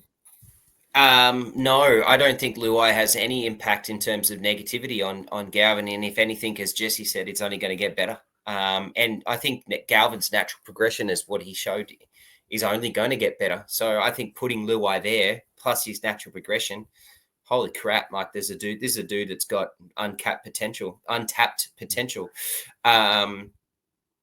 that's funny to say after what he did in 2024. So we definitely can call him, after what he did in 2024, as probably a top 3 5'8". And that's funny to say, because he's only played 21 games. But I think he's there, and what he's done, I think he's going to get better. He averaged 63.8. I think that's going to push up at least a couple of points, maybe even 5. So I think let's be generous and give him 5 extra points. That puts him to 68. My issue is that he's 625K basically, or 624K, 624,200. I don't have the money in my 5'8" spot to pay for that, and so my hope is that at some point he drops, and then I'm gonna line him up and get him in at some point. That's my hope, because I can't afford him. But if you can, and you can find a way, and it's not killing the rest of your other spots, I see nothing. I don't hate that spot at all. Out of both of you, the Dewey question, who was that raised it? Jesse. All right, Jesse. You can answer this, because I'm going to be honest with you. I have not thought about Adam Dewey in my 2025 Supercoach side once so far. What are your thoughts around it? Well, a lot of people haven't thought about him, and I think a lot of people forgot how bloody good he is. He got injured. It's been hard to forget. It's not been hard to forget. He's been injured so much. He's been injured so much, and that was just super unfortunate. But again, played 7 games. He's back. He averaged 49.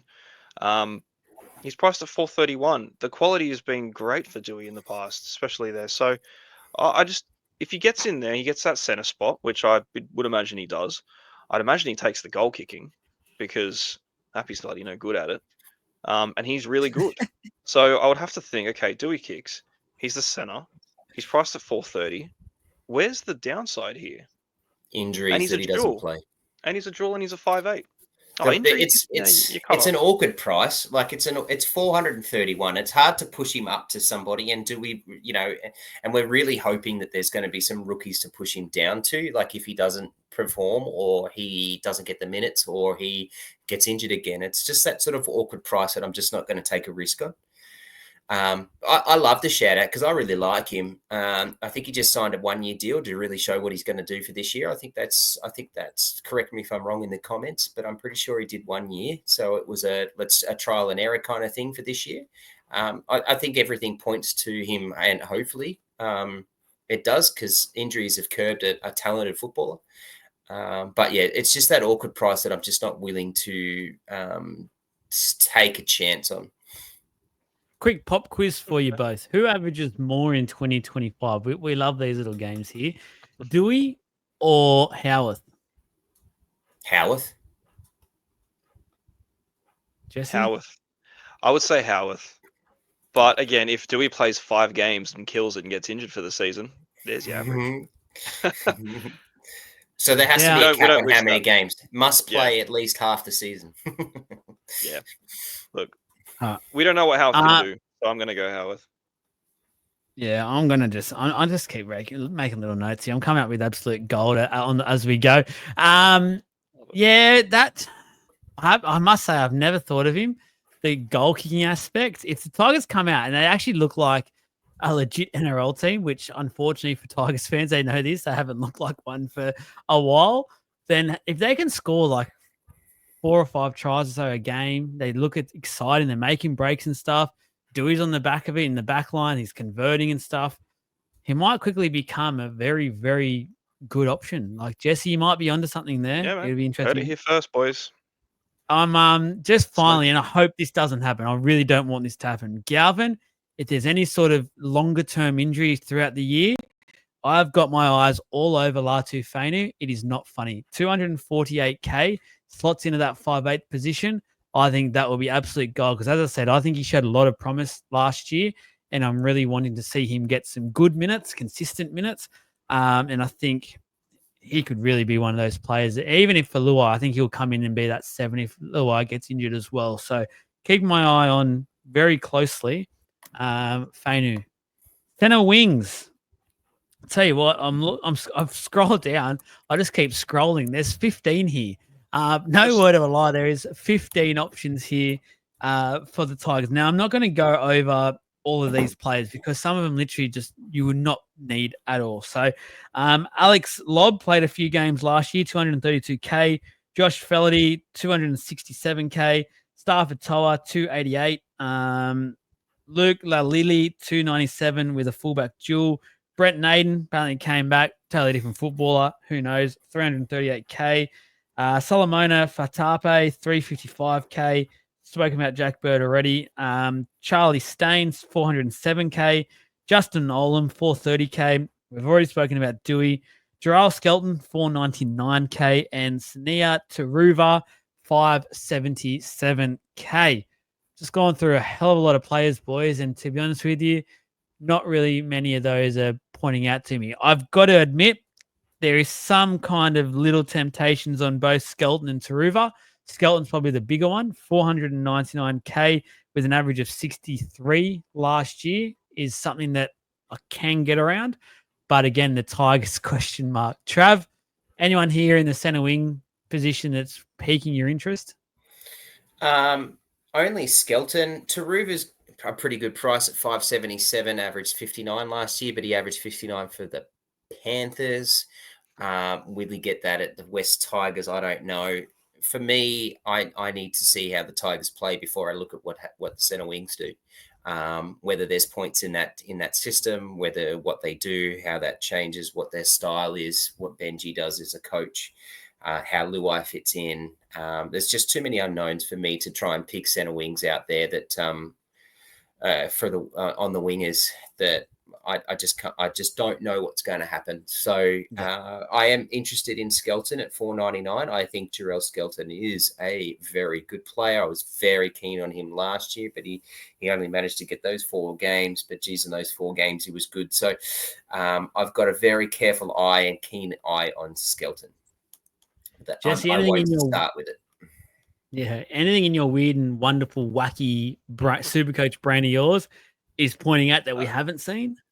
Not really, to be honest. I think, Trav made the point. Skelton's the only one that besides, obviously, if Dewey gets that centre spot, I'll be very keen if he's kicking. There's a lot of things that have to go right for him but I think if it does, I think it's incredible value. But Skelton's a great player, but again, I'd never like committing to attacking players at the Tigers until I've seen what this new side can do. So obviously Skelton is a beast.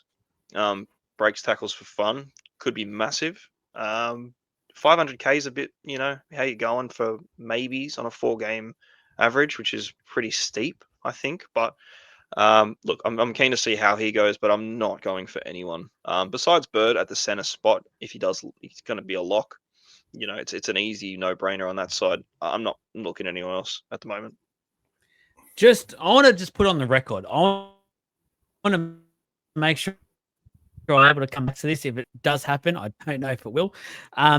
In a way, Stafford Toa, 288k, coming off a very injury-plagued season. The year before that, 2023, had a killer of a year. He was sensational for him.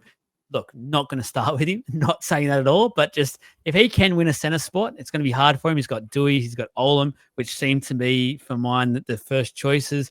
Whether they play with Taruva moving in from the wing and giving him a center role, not too sure, but just, I don't know. And then you got Jack Bird as well, but if he looks like he's going to lock down the lock. But I just want it on the record so that I can say I did mention him and no one else did. But let's move on.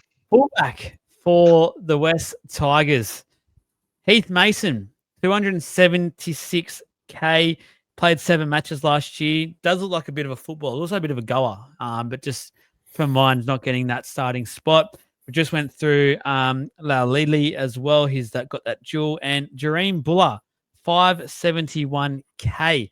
I believe Trav's pretty keen to speak here on the fullback situation for the Tigers. So, Trav, what do you got to add? I'm not super keen on him. I do really like Buller, and I think there's a bit of there's a lot of upside in this guy. I actually think he's going to have a really big year, and if anyone that's going to show improvement off the back of Luai, I think Buller's going to really thrive off the Luai influence there. So I think there's a definite 10 to 12 point average improvement in Buller this year. I think I can see that. I'm going to put a call on that I think there's at least 10-point improvement in him. He finished the year last year at 632k. So yeah, I'm very high on him. I think he's really good. He's going into his 3rd year. He's had another preseason. I think he's going to have influence from Luai. There is consistency in him that's about to come to as well. So yeah, I can see him definitely averaging another 10 points, getting around that 68-70, which is pretty juicy for that price. Jesse. But there are lots of other options at fullback, which I can't have that choice. But I just wanted to give props where I think it's due. Yeah. So what you're saying is if you're in a draft comp and you end up having to have Buller, don't get all down in the dumps. It could be an okay play. No, but I absolutely 100%. If you end up with Buller as your fullback, I think if you're not going to be disappointed, eh? But there are bigger options. But I can see a world where we start with somebody, one of these guns, and we're looking to downgrade after the first couple of rounds, and Buller's gone nuts in these first few. I mean, he plays the Knights and Eels in these first 2 games. Like, I can just see Buller having a really big first 2 games, and you're plugging him in to jump that 100k in the first 5 rounds. Yeah. Like, I can just see that world. I can see it, and I'm pretty keen on that. I'm not going to start him, but I'm certainly watching him for improvement. Jesse, can you buy this Buller talk? I can for draft, definitely. That point is valid. Fullbacks get snapped up very, very quickly. All the good ones are gone by round 1. So, if you can get Buller round 4, you know what I mean, 5, you're laughing. That's pretty decent. As far as it goes for the classic side, I don't know if I'll be buying Buller as one of my, you don't get too many options now. So, I think you know what he's going to score. He's done it 2 years in a row. One was coming out of nowhere, so he's going to get his 60s pretty comfortably. I think he's 58. Going to get better. Like Trav said, I think the team's getting better. It should just naturally be better with another year under his belt. So he will go up. But again, I just don't put him in that top bracket with the other guys. And for that reason, I wouldn't be buying him at all. But definitely a more valued draft player than others. So yeah, Look, it's sort of we'll mention a little bit that the first 5 games in the opening for the Tigers on the screen there on paper, it actually looks quite nice for them. It's a run that I think most teams would like to have. Is that helping in terms of selling yourself any of these Tigers players? We keep saying it's the Tigers. We want to be a bit careful when it comes to this club just because we've been bitten so many times. But knowing that it seems like they are generally improving, they look like they can be playing a lot better of a brand of football this year and having a nicer run to start with when theoretically and going back in the past, points have been at a premium to start the year. Does this help maybe select maybe that 1 or 2 extra Tigers that you're a bit hesitant, you're umming and ahhing on, but because of the draw, you're going, I can buy them. I like it. Like here, I'll go even further. So you can see that round 1, it's the Knights. Round 2, it's Eels. Round 3, it's Dolphins. Round 4, it's Warriors. Round 5, it's Broncos. Round 6, it's the Knights again. Round 7, it's the Eels again. Round 8 is when they've got the Sharks. That's a pretty juicy first 7 rounds at least. They then round 9, they've got the Dragons. Round 10, they play the Storm. So the first 10 rounds is pretty nice up until the Storm game in round 10. Yeah. Watch Terrell May blow up. I can see a world of Buller. I can see the world of Buller get blowing up and doing really well. The lock option of Bird is, I'm really keen on. These are some good options. But Jesse did say during the pod, we're going to end up with a few too many West Tigers guys, and you just got to be a bit careful of that. Skelton can go on an early run and average 65 to 70. Thank you very much. Come on board, come on down. Jesse, the draw, does that appeal to yourself? Oh, it's a fantastic draw. Going through those first 10, it almost seems like they've got the best 10 starting rounds out of everyone, really, doesn't it? So it's a club that needs a good draw, especially with this the new era that they seem to be starting with. So the draw is going to help. It's going to complement the side quite a lot. I hope it doesn't sucker a lot of people in, and they all kind of just throw all their eggs in the Tigers basket and things just go a little south later on, because it's, the potential for that's there, definitely. It doesn't sell me on too many more players than I'm already keen on. I don't think there's too many to choose from, to be honest. I think Terrell May's obviously, 1,000% lock in, and Royce Hunt's a great cheap option. If anyone it does sell me on more, it's Galvin. And I've got to find the extra coin to fit him in. But yeah, outside of that, I probably wouldn't lean the Buller direction, even though, looking at that fixture run, I think he's probably going to bloody kill it, to be fair. So that's definitely valid. And the center wings, I just want to know who's there. I just want to know who's playing. But yeah, the ones that I'm already keen on, it's like 15 of them, but there's only 4 that I think actually make it. So that's not too hard to choose. The ones that I'm already keen on and the ones that are already in my side currently are the ones that I'll pretty much be starting with regardless of draw anyway. So, if it does sway your decision, sweet. That's really good. You got to have we've started huge. We've started on 2 teams where there's plenty of options. And the segue is the third team we've got tonight is the Penrith Panthers. And there is a number of options once again at this club. So go through just quickly what's on the screen for the podcast listeners. Once again, appreciate you. Hit the bell icon, hit the follow, whatever you're doing at the time, please.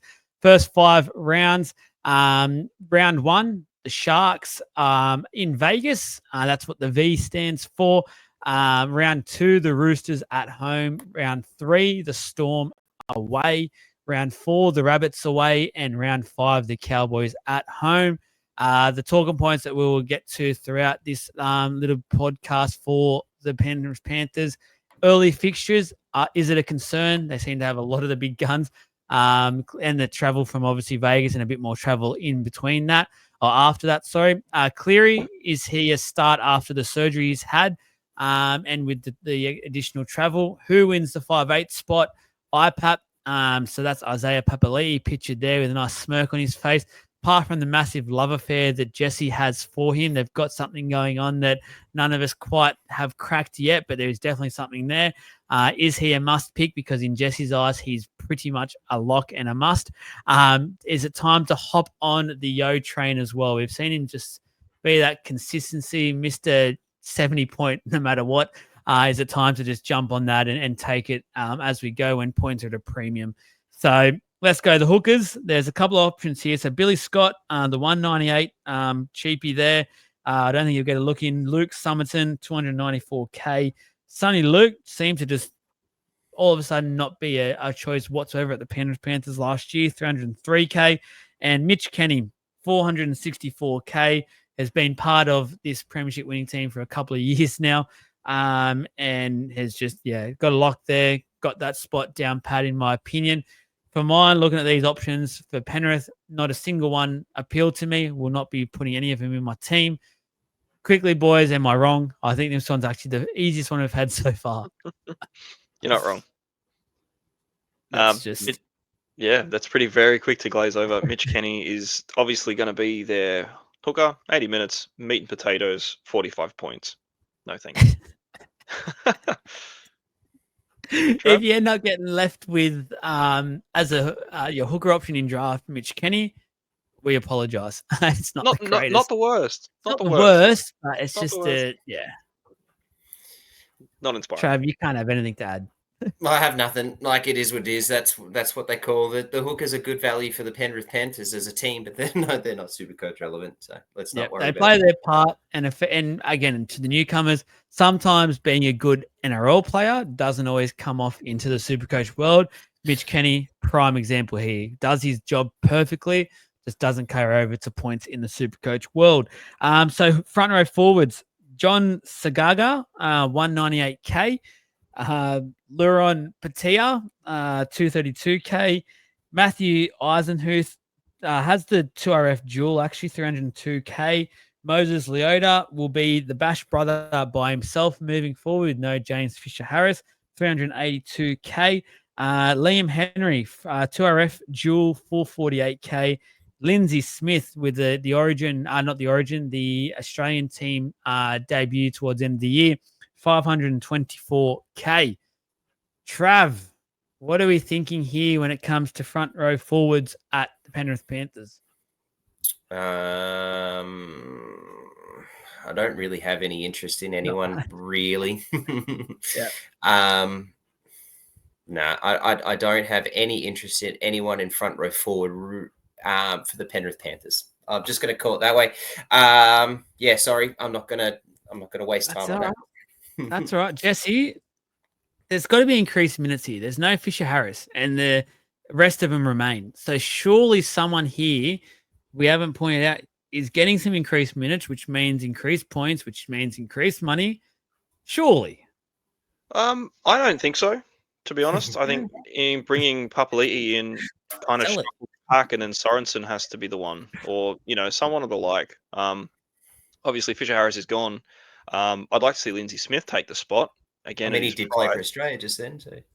Yeah, so he's obviously got the talent for it. He's a gun. Like, Lindsay Smith will be a great starting prop for him, and I don't think there's going to be too many questions around that one anyway. But again, at his price, I'm just not really super keen. The Penrith props have never been super viable in the first place anyway. They're just great players, and they just don't translate well. But yeah, I don't know if the minutes are going to increase overall for a lot of people. I think they're going to be quite consistent and steady to what they're used to. Liam Henry might get a few more because he's a freak, but I just think, Papali'i coming in, it kind of throws the second row shuffle out a little, and then it's like, obviously he's there to start. So I'm hearing people saying that, like, he should be one of the props to replace Fisher-Harris. I'm like, well, you're mad. That's just silly.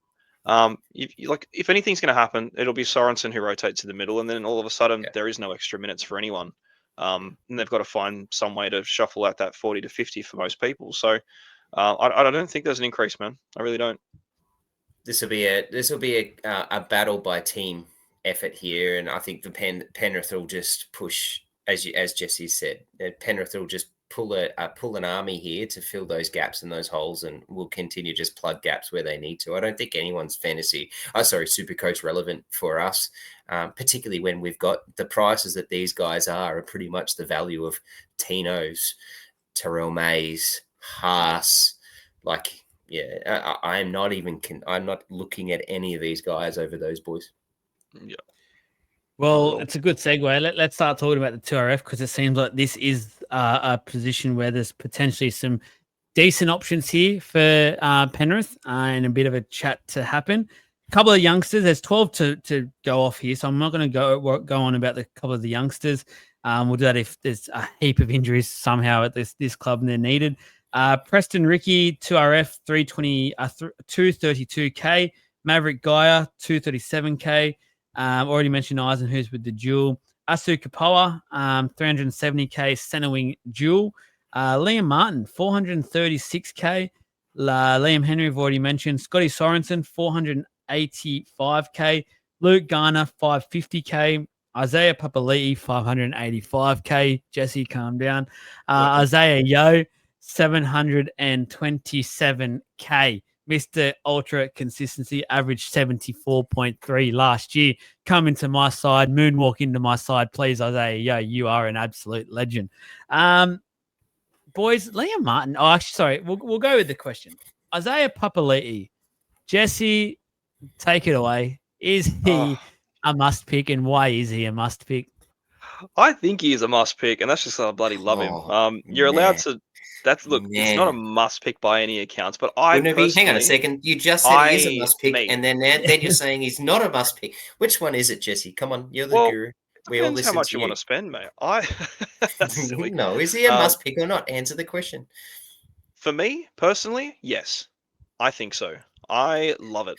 I'm all about it. I think 585. Unfortunately, we just lost a lot of followers and viewers. Damn it. Yeah, well, that's their fault. Crawl back when he's freaking killing it. Be like, God, I should have listened. Of course, it made so much sense. This guy was the best second row forward option for 2 years in a row at the Eels. He dominated. He was a freak, man. Try scoring, gun, everything about his game was flawless. He averaged basically 80 points 2 years in a row. Look at the players he's got next to him now. Like he went to the Tigers. In the past. You have to. He went to the Tigers. 2 years past. Oh God, you can't forget. You can't forget the good times. It was 2 years ago. You're clinging. You are 2 years ago, mate. I just think the quality of him is there. I think the potential is there. The club that he's at, he can't fail. It's just he's just too good. I got told to be quiet actually just then from the wife. Sorry. Kids are sleeping. This is how passionate I get sometimes. No, I love it. I think there's a lot of upside there for him. Yeah, geez. What do you want me to say? He's in my side.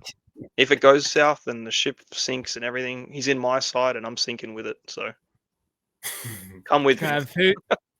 Who wants to say? You can go it. Go it. Take him down. Be the voice of reason. Yeah, you have to have reason. I don't think he's definitely not a must pick, and you can't be picking him as a must pick yet. There's too much to go. There's just too. Name me a 2RF that's not named Yo, that's been Supercoach relevant at the Penrith Panthers. Scotty Sorensen 2 years ago. How long ago? 2 years. Like it's 2 just years not, prime time. It doesn't. It's just it's not a. I'm not high on him at all. It's a wait and see. He's at that. He's a bit of an awkward price that I'm going to put in my 2RF. I think if I'm going to spend, I'm finding 20, 30 more K and getting Kulamutangi. I'm going even more and trying to get Ola Kawatu, or I'm going down and I'm getting your Gilberts and doing stuff like that. Like I think there's just better value around to see what we've got. I think there's too many unknowns. 2 years has been a long time. He's gotten himself older. I don't see anything in Papali'i just yet. I disagree respectfully. Look, he got a 60 average with 25 points. Don't jump in on Joel. Come on now. Sorry, Joel. Go for it. He's so passionate. Like, guys, he's so passionate about Isaiah Papali'i. To be honest, I shared the same passion when he was at the Eels. He's now gone. So, sorry, Isaiah, but we just haven't had the same relationship since. But, Jesse, you got to stop living in the past, bro. Like, the Tigers have changed him. You know what? Like, I know what you've said. No, but I know what you've let me just say some stuff. I know what you've said around the whole makeup of this forward pack in your head, and it makes sense. But when we peel back some layers, I think there's a whole heap to happen in this preseason. There is so many realistic options that the Penrith Panthers can go with moving forward to start and to come off the bench. In my opinion, there's actually a realistic option where Isaiah Papali'i starts from the bench, especially to start the season.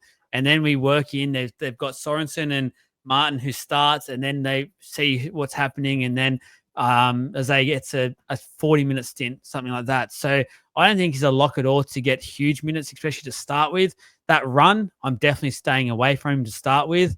I'm not feeling it at the moment. Sorry, Jesse, I'm not. You can have him for your first round draft pick, please. But yeah, I'm not feeling it. He wouldn't do it. He's soft. He's no, I wouldn't. No I want to action. win again. Too many second row options to choose in the first round for any drafters. Look, I'm not going to touch on too much more. I like it. We know. We know. We already know. We already know this. Good. So the second question, 2RF is stacked. So it's great.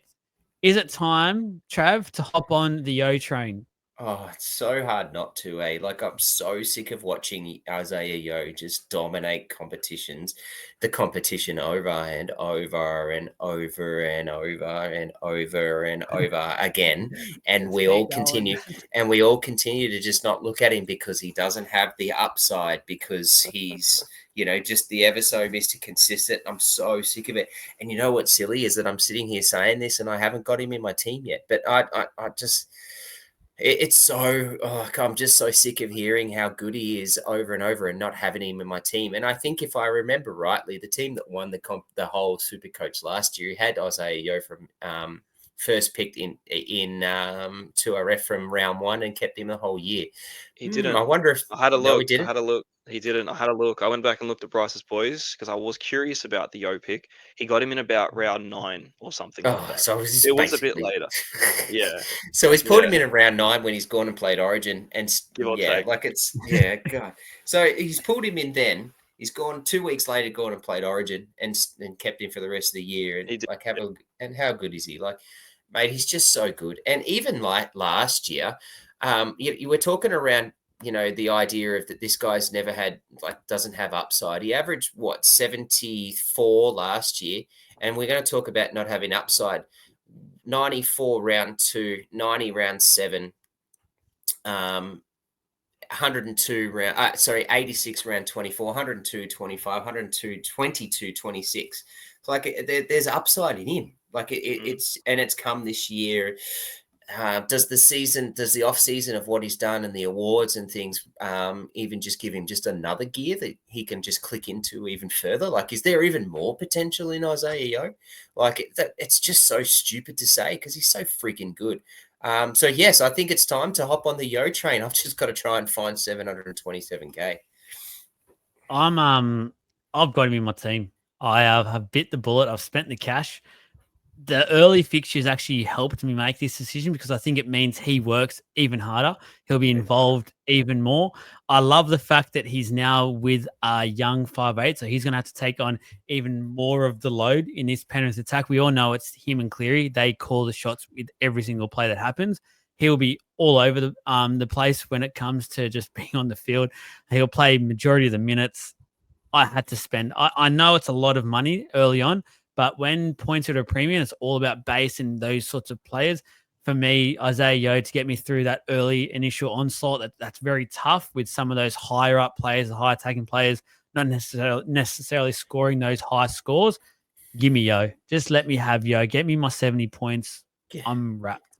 Can I jump in again quickly? With all the guys that have changed and the amount of changes that have happened again at the Penrith Panthers, we already know that Cleary's got his love for what he does and how he sorts Yo out and how much what is he going to do to at least start the year next year with all the changes that have happened. He's going to look for him even more. How can the dude who's already pumps out 20 odd runs a game and freaking 150, 200 meters a game, he's going to get even more, become a bigger safety net even more for that team. It's insane. I'm so high on him. I'm just, as I said, I've got to find that money. Jesse, we are all very excited. What about you? Yeah. Oh, man, I'm super keen. And the thing that I'm going into it with is if I'm going to run with Yo, then I'm not going to have Papali'i because I don't want to. I know where I'd go. Yeah, and that's why I've got to find the extra money because I love it, man. We spoke about it every single week last year, and it shit me to tears because you're thinking, God, why are we just so stubborn and not doing it? We do it. Yep.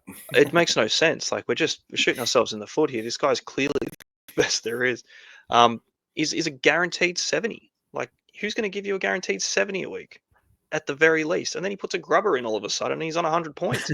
You're thinking, where the hell did this come from? Like, he can't play any more minutes because the games only go for 80 minutes. So that's the thing as well. Like, there's just nothing you can look bad about it. Like, and he's getting better too. Like, every year you look back, last year he averaged 70. Oh, sorry, 74. The year before was a 70. The year before that was a 66. The year before that was a 62. He's just getting progressively better and better and better. I don't know if there's much more than a 74, considering the points per minute he's putting out. But, man, I'll take that every day of the week. 100%. Lock it in, especially early days. And the fixtures, that complements him even further. So, yeah, give me that base. We've had a big chat on the 2RS at Penrith. Anything else to mention or to say? I think we've covered the two key players. I think what Trav said earlier is completely right as well when it comes to Supercoach. They got a history of not scoring too well. Like, you think of Liam Martin is an absolute gun, but his average last year was 44.6. He's just in and out of the team quite a bit as well because of how much he puts his body through, unfortunately. So it just never really becomes an option. He doesn't really have that Supercoach game. Anyone we're missing or? No, not really. No. Good. Perfect. If the only thing maybe to think about is Sorensen, but again, because of his price at 485, but it's a wait and see. I've just got to see what he's going to do. Yeah. And what happens there with the positions and things like that. Because if he starts, say if he does start the edge and then he goes into the middle, that's awesome. I feel like that's actually better value, in my opinion, than IPAP. I'd be more reluctant to go Sorensen over, sorry, Jesse, but Papali'i. So we know Sorensen can score the good points. He's got a decent sort of base behind him as well. So, yeah, if he can get a bit of middle time, I'm definitely sort of, in a way, looking at him. But again, I've got Yo, so I don't want to have too many Panthers there. Halfback, you wouldn't guess it, but there is definitely a possibility. The Penrith number 7, Brad Snyder, 532K, dual 5'8". We all over Brad Snyder, boys, or? Oh, he's a jewel. What's not to love? Yeah, that jewel. Get me in.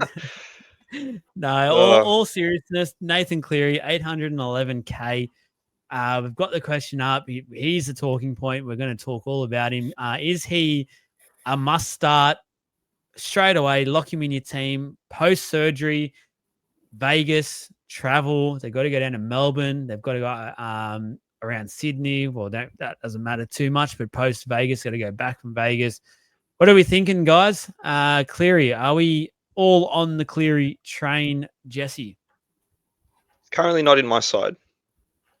Yeah, I like freaking hell, man. I went back to Cleary 3 times last year and got burnt by him every time because of the injuries. I'm buying him back. I'm buying him early.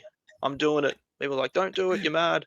Give him a week. I should have done it. But no, look, 811 for Cleary. That's a good price. Jeez, it's really good. He was 100K more last year, I think. So, yeah, I just look. The fixture run's not great. He's obviously got the surgery. I don't know if he's going to get much of a preseason in. I don't think he needs it. He's that quality of player. Like, he's obviously fixture proof. He's the best player in the comp by some margin. So, there's not too much to worry about on the quality side of things. I just think, yeah, there's just too many little things, especially early days. Like last year, obviously going into the start of the season with gun halves, and they just didn't perform very fast and quickly leaked a ton of cash.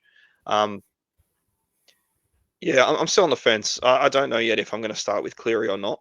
I'm 50-50 genuinely. I just don't know. Yeah, just got to try and work out the balance of the side. But you can never go wrong having him. I think if you get him, obviously you have him and you just hold him for the rest of the year if he stays fit. But yeah, maybe the Vegas game might throw us. Trav, are you 50-50? Plug and play. No, I'm not 50-50. Plug and play, sit on it. That's it. I'm not going to worry about it. I don't want to. The only time I will worry about it is if he is absolutely horrible and I have to trade him because his break-even skyrockets, or he gets injured. That's the only time I'll care about whether I bring Cleary in or not. I'm happy to take his 30 that he might get once or twice in the year, but I'll also take his 175, 120s, 150s, 105s every week. He's a captain option. Even in that run, he's still a captain option. He's Nathan Cleary. He's got Isaiah Yeo beside him. He's got Ivan Cleary as his coach. No, I'm picking him. I'm playing him. I'm not worried about it. He's got Papali'i as well. Honestly, we're gonna have to put you on a Papali'i ban, I think. Intervention time. Most of my teams have had him in it. I'm now getting more and more cold on the idea. I generally believe there's going to be a realistic value in getting Cleary about 100k less quite early on as well, just because of this fixture run. I know we say he's quite fixture proof, but I think adding in that Vegas trip, adding in the fact that they're just September specialists, they love to time their run quite well. I don't know. I don't anticipate him to hit the ground running. In saying that, they might, knowing the club and how they act, they will see the start of their draw and see the fact that it's pretty much the hardest of the competition. They'll probably see it as a challenge, and they'll, with Cleary and Yo leading that charge, want to make sure they get as many wins as possible. So, again, in a way, you can very much validate what Trav's saying. I'm pretty much on Jesse's side on the fence at the moment. Yeah, I don't know, 811k. Or I feel like there might be a bit of an opportunity to get him a little bit cheaper within 4 or 5 weeks. But then who are the options? I've got a rubber arm, man. I'm gonna be starting with Cleary. I just know it. Because who are the options? Like, I mean, Nico Hines is an option, but there's still so many unknowns. So who are, like, Jerome Hughes is definitely an option, but he's got the bye in round 2, as we said, and then he plays Penrith in round 3. I think he's an option round 4, round 5. So who are our starting options at halfback? Sam Walker's injured. Sam Walker's injured. Mitch Moses is a really good price. Just starting off, if you did want to obviously go with Moses, I think Hines is good value at 770 or 730. Like, that's too cheap. Even with the doubts around Hines and what's going on there. But look, it's another season. You just got to start fresh. So I like his price too. Admittedly, it's not that far away from Cleary, where it's so much difference in value. It's 60, 70k. Like, you can find it not too hard. So that's why I'm like, that's why I'm very on the fence about it. I think the value is still there for Cleary at 811. I don't think there are too many screaming value options at halfback either that I'm very tempted on. Like, I don't think I like the Manly run. I don't hate the Cherry Evans start. It's very, very sideways, but Fogarty. That's the one for you, fog, Joel. boys, I'm telling you, get on early. The fog. Yeah, I think when you start to look at the rest of them, that's why Cleary is such a standout. That's why he's the guy, and you just get him, and you don't have to worry about anything, and you can just ride the wave and take the 150s almost every other week, and that's almost the way that I think I'll be going about it. So, yeah, not too much to think into. Yeah. No, I think that's pretty bad. Now, the big one, 5'8". So we've got the youngster Trent Talau for 232k, Jack Cole 449k. Mentioned Brad Snyder with the duel, and Blaze Talangi 562k with the centre wing duel. The big signing for them. He is hotly tipped to win this 6th jersey. We've had the question posed, though, I think by Jesse, who does win this spot? Because, look, to be honest with you, I really rate Jack Cole. I think Jack Cole is an immense talent. Deserves, in my opinion, a shot at establishing that 6th jersey. And we've also seen Snyder at different times for Penrith so far last year be the man that just fixes it, plugs the gaps, is the guy. Perhaps maybe he's a better just foil for Cleary whenever he's away and just organise that team, and maybe not as much as a 6. But between Talangi and Cole, I actually think it's a lot closer than a lot of people think. Where are we at? Who do we think will win this 5'8" spot? I'll go Jesse. I wouldn't be surprised to see Jack Cole start the season. I think it's kind of, it'd be rough for him to not, to be fair. Like, he did everything right, to be honest. He didn't do anything wrong when he played, and I was quite surprised when they opted for Schneider as well on the later end when Cleary did get injured on the second time. So because Cole was there, he was good. He was a good partner to LOI. They both scored well, and all of a sudden Schneider has the spot again. So didn't really make a lot of sense, but I like Cole. Obviously Talangi's a freaking good player, man. He's young, he's talented, he's got everything there. I just don't know if he's done enough for Penrith. Obviously, he hasn't played for him yet, but it's very quick. It's very fast to just go bang straight into a 5'8" spot, considering how many times he got bounced around at the Eels to then just get punted right into a starting position in Vegas at 5'8". it just seems too rushed if that's going to be the way it happens. If it does happen, good, cool. Like that's sweet. He must have done enough in preseason to get it going. But I think for a bit of stability, considering the loss there, I think it probably will be Cole, maybe Schneider. I'm probably going to be wrong there as well, but I think it'll be one of the ones that have already been there. I think Talangi will be introduced at some point. Trav? Yeah. In all honesty, I don't really have an opinion here. I don't know whether he's even in his. I don't know enough about his history before he was at Para around whether he's played that spot before. So I don't know if I would put him there. I just don't think if he does win the 5'8" spot, as you're saying, he's looking like. I just don't think he's going to get the ball just yet. I think it's going to take a long time for him to find that trust. I think it's going to take a long time for the Clearys and the Yos to want to use that. There's a big hole that they've got to fill in a LOI that I just don't think he's going to have any value in that yet. So he's definitely a wait and see. I don't think Cole and Schneider have any Supercoach value. So in terms of that, I wouldn't go either of them and look at them as a Supercoach value. And at this point in time, I'm not interested in Talangi, and it's a big wait and see. I think on paper, for an NRL point of view, it's a great jersey to win. Whoever gets that 6 jersey, you got Yo and Cleary, your teachers. That's probably the 2 best teachers to have in the competition. No doubt whoever wins the jersey will probably do a great job of it. And I think it'll be hard for whoever ends up starting with it, the other one, to take the jersey off him, because I think it'll work quite well for the team overall. I think because of the signing and because how much was made of it, I think Blaze will win that jersey. But again, it just boggles my mind because I just really rate Jack Cole. And if I was one of those clubs out there that are needing a bit more stability in my halves, or needing a good young player comes in that can stay there for 5 or 10 years, I genuinely believe Jack Cole can be one of those players moving forward and really help build a team up. Someone like maybe the Knights could probably do with a Jack Cole, and really, but again, they play musical chairs too much. Do you want to put a good young player in that sort of rank at the moment?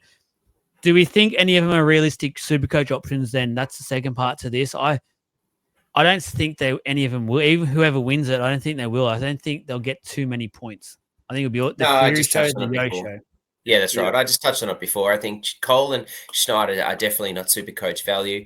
I think Talangi has potential for Supercoach value in that role, but I mean, he's a different player. Like I see Talangi as more of an attacking player, so he's definitely got more attacking upside than what Luai's got, which is probably a better spot. I just think the Penrith just need to find a way and how they want to play him.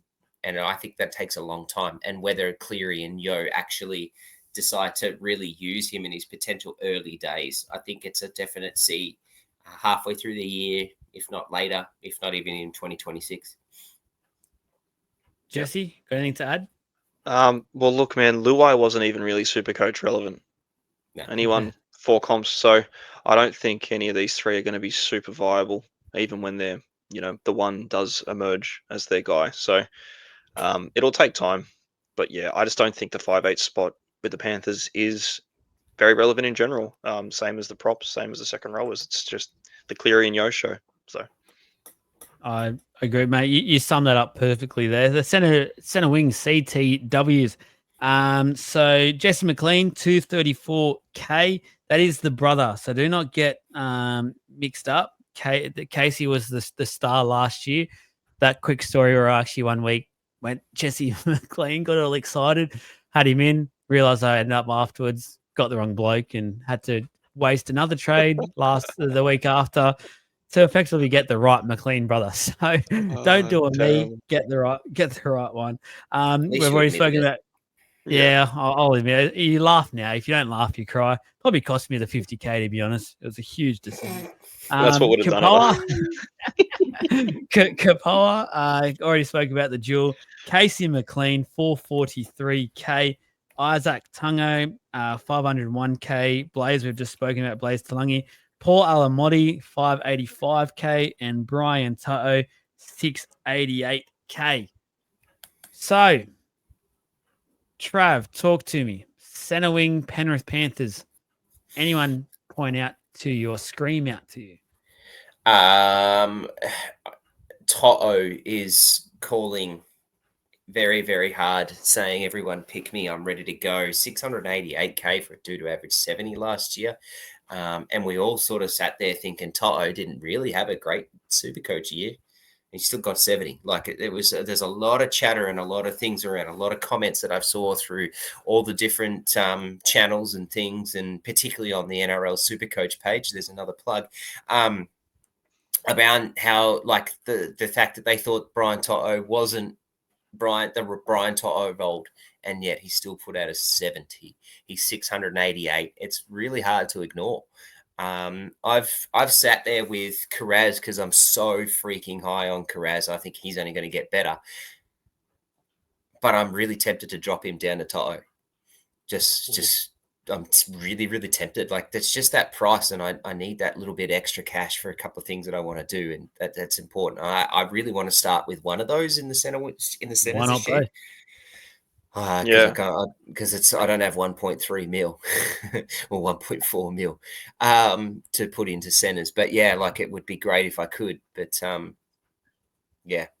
he screams to me. I think Alamotti's got potential. I'm not going to start him, but geez, he's got some good potential at 585. He averaged 60. Someone's got to step in for Taruva and the likes. And I think Alamotti really showed towards the end of the year how bloody good he was, particularly in the finals. God, he was a monster in the finals. I can see a little world where Blaze Talangi gets put in the centers and starts through there. And I'd be somewhat tempted if he's in the centers. So I've just got to really watch to see what he does. And then the last question I've got is, and my thought is, am I interested in Isaac Tungo? And that's a really, really hard one to think about. He averaged 51 last year, and we all sat there hoping that, because we know that when Cleary plays, he loves Isaac Tungo, and Isaac Tungo loves playing around Cleary. And it didn't really work out with the 51 last year. And there was moments where Jesse and I spoke around, oh yeah, we've got to watch him. He's about to come in. Cleary's coming back. This is a good option. It didn't really pan out for us. But I think that's a watch list. But the only one that I'm really want to get started is Toto. Talk to us, Jesse.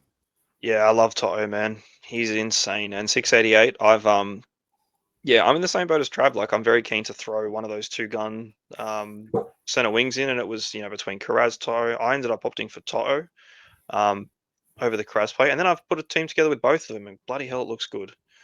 And I think, geez, I've just got to go thin elsewhere, because if you want the two, best wingers, you've got to spend up. So I love it. I think he'll be pretty highly owned as well, even with those fixtures. I just think, you can't go wrong with him. Average 70 with a poor season. Just below his standard, which is, top tier. So, yeah, I love it. Alamotti obviously had massive glimpses too of what he could do, and it's just 585. I just think it's a little bit steep for it. There's a spot to fill though. That's the thing. Like, Taruva's gone, so someone has to fill that void. And I think in the centers, I think Alamotti and Tungo will be the centers. I think Tungo's value at 500 could be massive. It just depends. Like, it's all about Cleary. Everything about Tungo's game is based off what Cleary's doing with him, and if he's there with him in general. So the season before this, with the 51, he averaged a 68. Which is, 18 points more than he did here. So that's a lot of value to make. And traditionally, whenever he plays next to Cleary, he's almost in for 80 to 100 points most of the time. So he's got it in him. And I really like the 500K price. I think it's really good. It's just, who does get that other wing spot? Because it hasn't really been spoken too much about. And there's every chance, Trav said, Talangi could be in the centers. I might see him on the wing. And they might just go with a 5'8", they know. You know what I mean? That makes a lot of sense to me there. Or they just go back to McLean, because he did really good last season too. And then, Casey McLean, 443. Like, don't sleep on him. I was about to exactly. raise it. Exactly right. I think he has legit a quick 100, 150K to make. I think he's a great little forgotten about look at the moment. Yeah, well, here's one for you then. Casey McLean's locked in. That's his spot. Him or Howarth. Why not both? At that price, 100% Those both. prices, yeah. Yeah, and if you're going to go and start with a Carraz and Toto, you're going to have to try and find that value. So that could be a choice. Look, man, I really like the options at the moment for the Panthers in the centre wing. I think there's four viable players that you could have in your side, and you could pretty comfortably play them. It's just, I think Toto just has that extra notch. Obviously, he's got the pedigree and he's a gun. But yeah, God, they got some good players at the moment for it.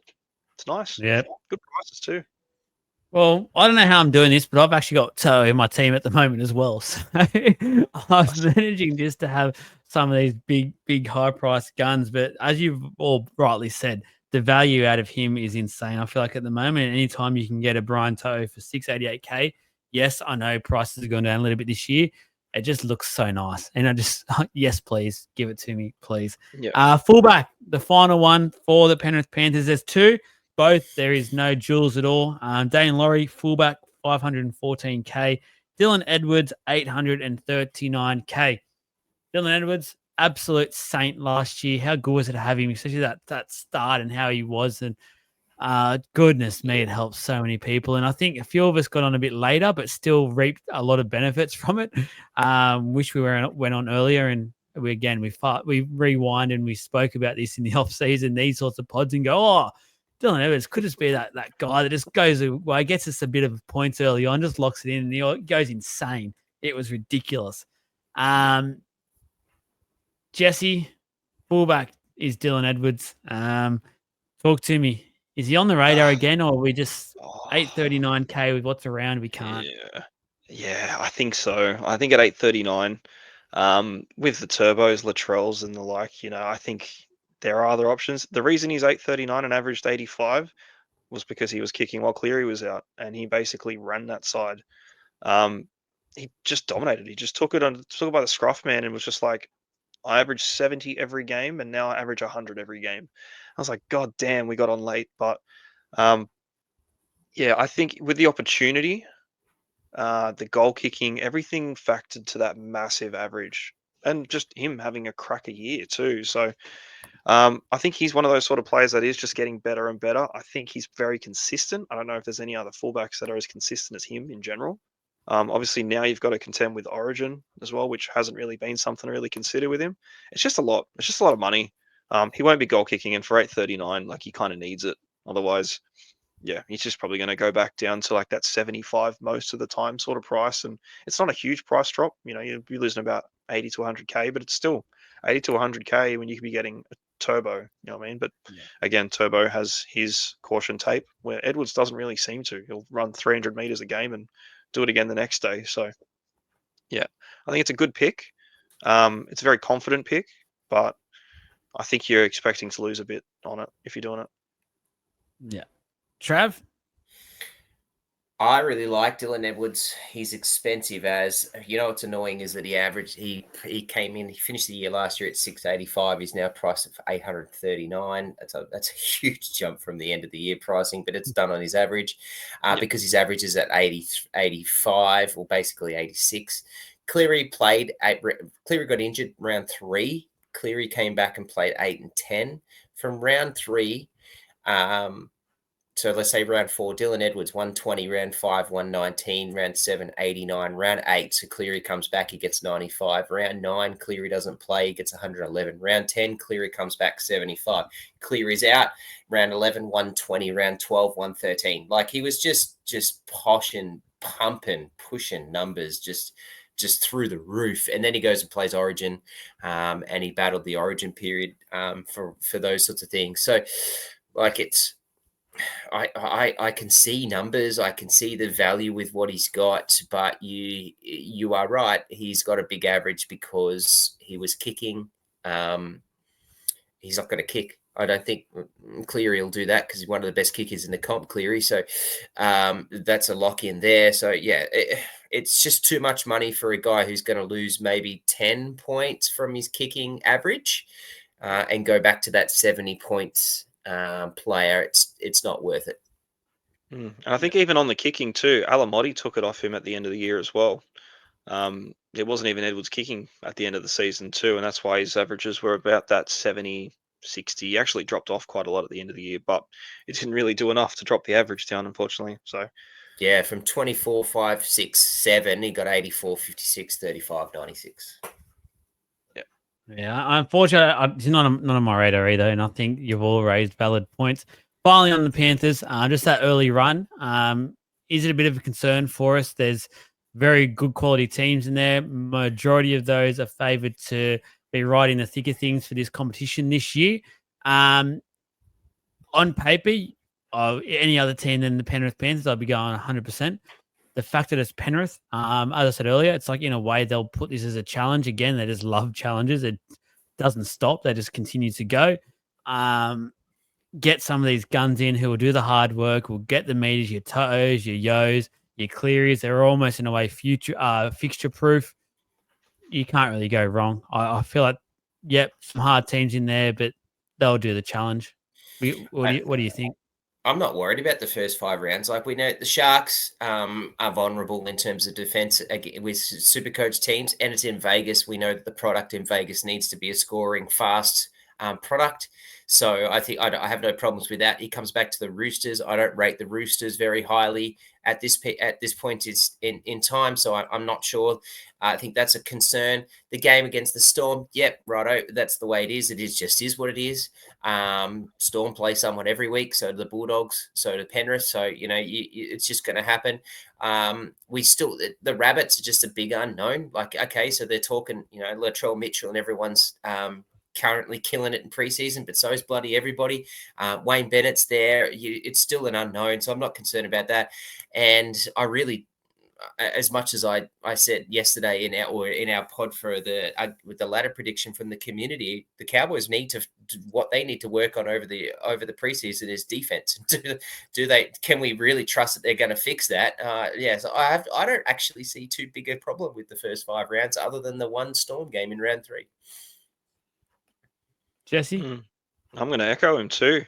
Look, the Sharks are going to Vegas as well, man. And Penrith are a better side than the Sharks. So, it's a game. It's going to be points in it. So there's potential there for them. The Roosters, again, unfortunately, the Roosters don't beat the Penrith Panthers. And I don't think they're going to do it in round 2. So in 25 games or so. With half a team. No, exactly right. In the last how many years? So been a hot minute. Storm game's the hardest. The Rabbits were expecting to be better than they were.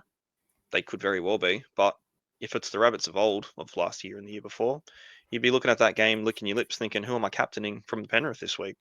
So I mean, like, we're expecting these sides to be better. But again, it's bloody Penrith. You can't do anything against them. They're just inevitable. So I just think there's points to be made across the 5, and I think the players we've touched on that are, the guns for a reason. I don't think those sort of games really worry them. I think it's where they really strive. So, valid points. Moving on, final one. The Dolphins.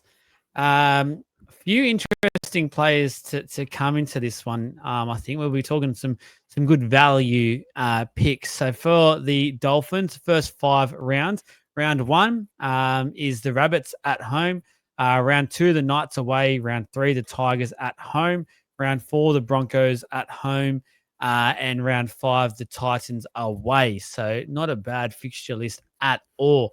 Right up there in terms for mine with the Tigers in terms of sort of a friendlier draw. Some of the talking points, great early fixture run. Farnworth, an option at $728K. Maxi Plath, is it Max Plath time again? $617K plus. He gets a hooker to RF Jewel. Finay Fuiaki, the man pictured, is he one of the must-have cheapies for 2025? I think the answer to that is going to be a resounding yes.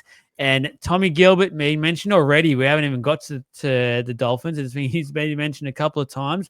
Is he a realistic option for this season? So hooker, Harrison Graham, $232K. Kurt Donahue, $232K. Jeremy Marshall-King, $555K. And Maxi Plath with that dual, $617K.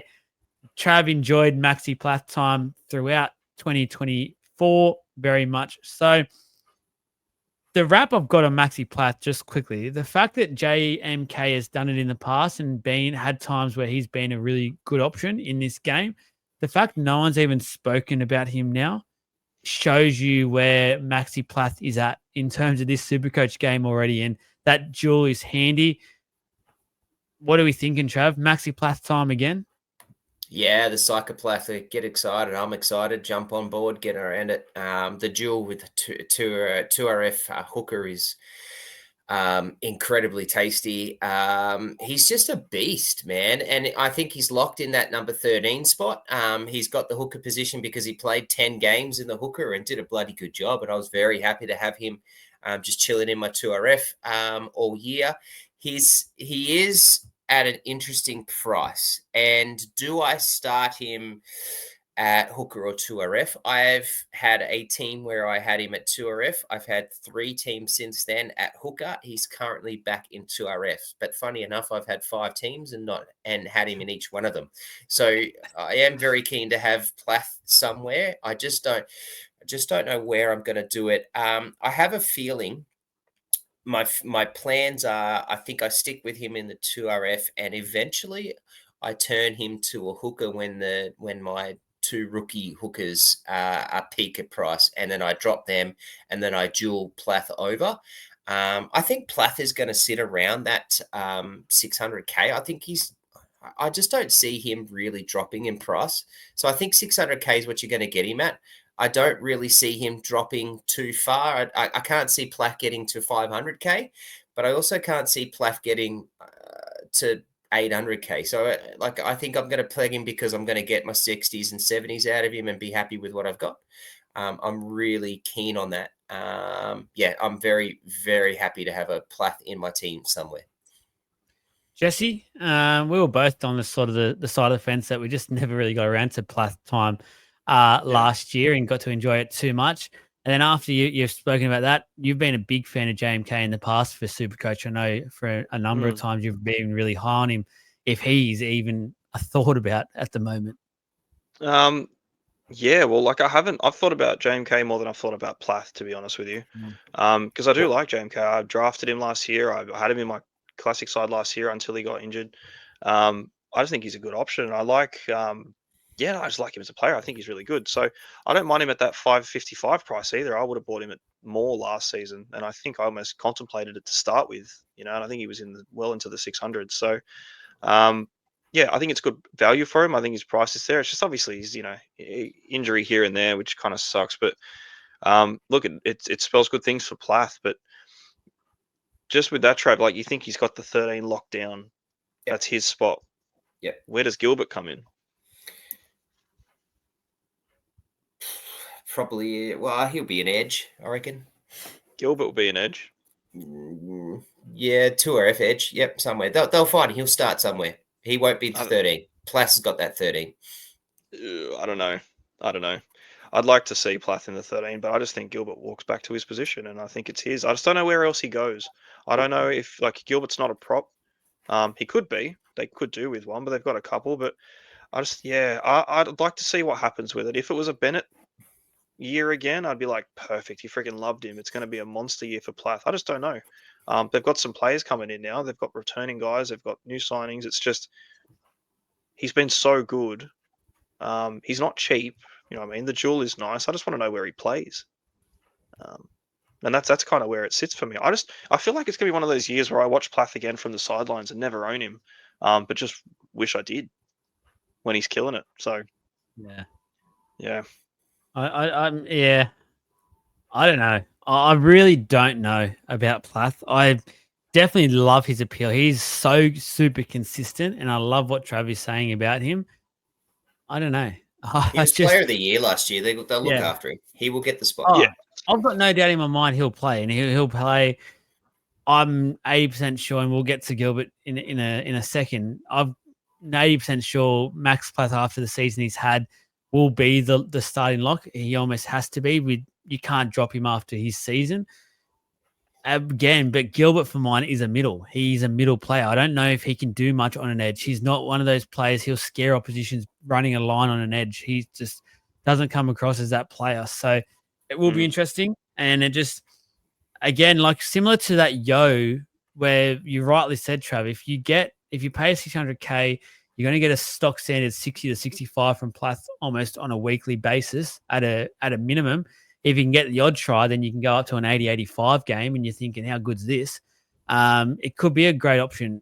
I'd be leaning more towards a 2RF if I'm spending that much at the moment than hooker, but that's just me personally. But I haven't had one team yet with Plath in it, so I don't know why, but trying to go other ways. Front row forwards. Go through. So Oren Keeley, 274, dual with the 2RF. Josh Kerr, 384. Kenny Bromwich, dual with the front row forward, 396. Felice Kafusi, dual, 411. Daniel Saifidi, the new recruit from Newcastle, 429. Mark Nichols, 434K, the GOAT. And Tommy Flegler, 462. Don't think about him. The news around is that it's not until at least halfway through the year that he'll look like he'll even have a shot at potentially coming back onto the field. So unfortunate, really is a shame to see him going through what he is going through. We continue to say it every time we talk about him, but on face value, boys, I'm happy to quickly go past here because I don't have any picks whatsoever in this position from the Dolphins. There's a bit of love from another one of our Supercoach LOI guys in Luke for Oren Keeley. So yeah, he's pretty keen on him. There's a bit of talk around him. He's got the dual 2RF FRF. Look, I don't know a lot about him. I have done a bit of reading, and there is talk that he's battling pretty hard for a starting FRF spot there. So keep an eye on him, especially at that price at 274. But other than that, there is zero interest in FRF from me. Are you going to echo again, Jesse? I pretty well am, yeah. Looking at this front row forwards, I'm like, Jesus, who actually starts? And who is going to be even slightly relevant? Obviously, if Keeley does get himself half a minute, like half a decent role, 274 is only upside. But yeah, it's quite thin stocks. Yeah, it doesn't really scream relevancy here at all. So not for Supercoach, no. Not for Supercoach, no. They'll just share 40 minutes between them all, and it won't be good for anyone. No points wise. So yeah. I agree. Moving on to RF, where we might have a couple more interesting players here. Mason Teague, 232K. Spoken about Oren Keeley already with a duel. Mr. Fine Fuiaki pictured. We are about to get to him. Hold your horses, please. Ray Stone, 374. Already spoken about both Bromwich and Kafusi with their duels. Tommy Gilbert, we'll talk about as well. Connolly Lemuelu, 483K. And obviously Maxi Plath with that duel we've already spoken about. So let's answer some of these questions on the screen. There's two players to talk about. Let's attack Fine Fuiaki first. Do we all agree he's one of the must-have cheapies for 2025? 368K. I almost think he's a lock to play 80 minutes on almost a consistent basis. Where are we at with him, Jesse? Is he a must-have? Yes, he is. Yeah, there's very few 2RFs at 368 who have basically, theoretically cemented in 80 minutes. Like, I think it's pretty well going to happen. For that price, you cannot go wrong. There's no one else around him. So, yeah, I really like it. He's been pretty much in every single side that I've made in my 2RF. I don't know if I'll start and play him. I think you probably could if you were, spreading big players across other positions. It wouldn't be the worst shout in the world. There's definitely worse options, but yeah, no, he's currently on my bench. Very happy about it. Fits the bill. I like it. I think him and Lemuelu are going to have those edges locked down. I don't think there's a lot of competition around it either. That's theirs. I think that's pretty fair, actually. Trav, I think he's tipped his hat to you a couple of times throughout there. So I know that's on purpose, but he's loving what you're saying. Do you echo it, Trav? Yeah, he's a must-have cheapie at the moment because there's talk that that's where he's going to have TLT will be a very big, important pick as to what happens with that. But all the talk is that he's a gun and ready to go, and he's locked that spot. So let's hope that TOT is friendly to us because we do love him at that cost. It's at 368. That's not a bad price. I'd love him to be a bit cheaper. He did play a lot of games last year. He played 23 matches and averaged 37.6. So there a little bit of concern around that, but I think he's locked in a bigger role this year for the Dolphins. I was going to say, I don't read into that too much because there was a number of games he played last year. It was off the bench. And they obviously had Lukey and Nanai in their edges, the Cowboys, who they prioritised. So there was a few games where he didn't get many minutes at all, which obviously eats into the average. Yeah. Is this your question, Trav, the Gilbert one? No. No? I think pretty much all of these, majority were the ones that I put through for it. But either way, Gilbert's such a popular topic at the moment because of it. Yeah. Do you think he's a realistic option? Yeah, I do. I think so. I like him at his price. I think he's got a great deal of upside as well. I am going in with the mindset that he is the lock as well, and that's the difference that me and Trav obviously have with the whole the Plath starting run. But I think he comes back and he's the lock. It's the spot that he was signed there for. He got injured next season. It's the spot that he had. He got injured. So obviously the emergence of Plath kind of does throw a spanner in the works for him. And looking at the front row stocks for him, they are really thin. They've got players. They've got a lot of players there, but I don't know if they've got that guy. They don't have like a general, an enforcer of a player. And that's what Gilbert is. Like, he's an enforcer. Mm. He's their kind of, he's the thug that they need out there. So it wouldn't surprise me if you saw Gilbert in the props just to, get him back into some footy, and you get Plath playing 70 minutes a lock. Genuinely, if that happened, I'd just be like, yeah, that makes all the sense in the world. So I like Gilbert at his price. I just want to hope he gets some footy under him because it's been a while. There's a realist. I think the more I look into this roster, and I love going through this because we get to see some of the player options, I think there's actually a realistic world where Tommy Gilbert is playing a longer stinted front row position. I think that's looking more and more likely to be perhaps his role this year. Trav, do you think Gilbert's a realistic option? Yeah, 100%. He's in my team. I think I've picked him to do exactly what you both have just said. He's named as a 2RF on us, which is good. I think he does end up being a front row forward for them, because I think Plath, you just have to give it to Plath. Plath is their player of the year last year. So I think he's owned that number 13. It's his spot now, and let's get some footy into Gilbert, and I'm excited to see it because he is bloody good player. Just a quick one for you both. Can you start, or can you not start, but can you have both Finefuiaki and Gilbert in your teams? Yes. They're both in my team. They're both all three. I think both Gilbert and Finefuiaki have been in basically all of the teams that I've made. Gilbert here and there, maybe not, but Finefuiaki 100%. He just has to be. He's just an enabler in that position for cash. So. The halfback position for the Dolphins, you got two options here. Sean O'Sullivan at 240K and Isaiah Katoa 390K. Isaiah Katoa has split on lockdown for mine. Both just a purely halfback as well. No dual there.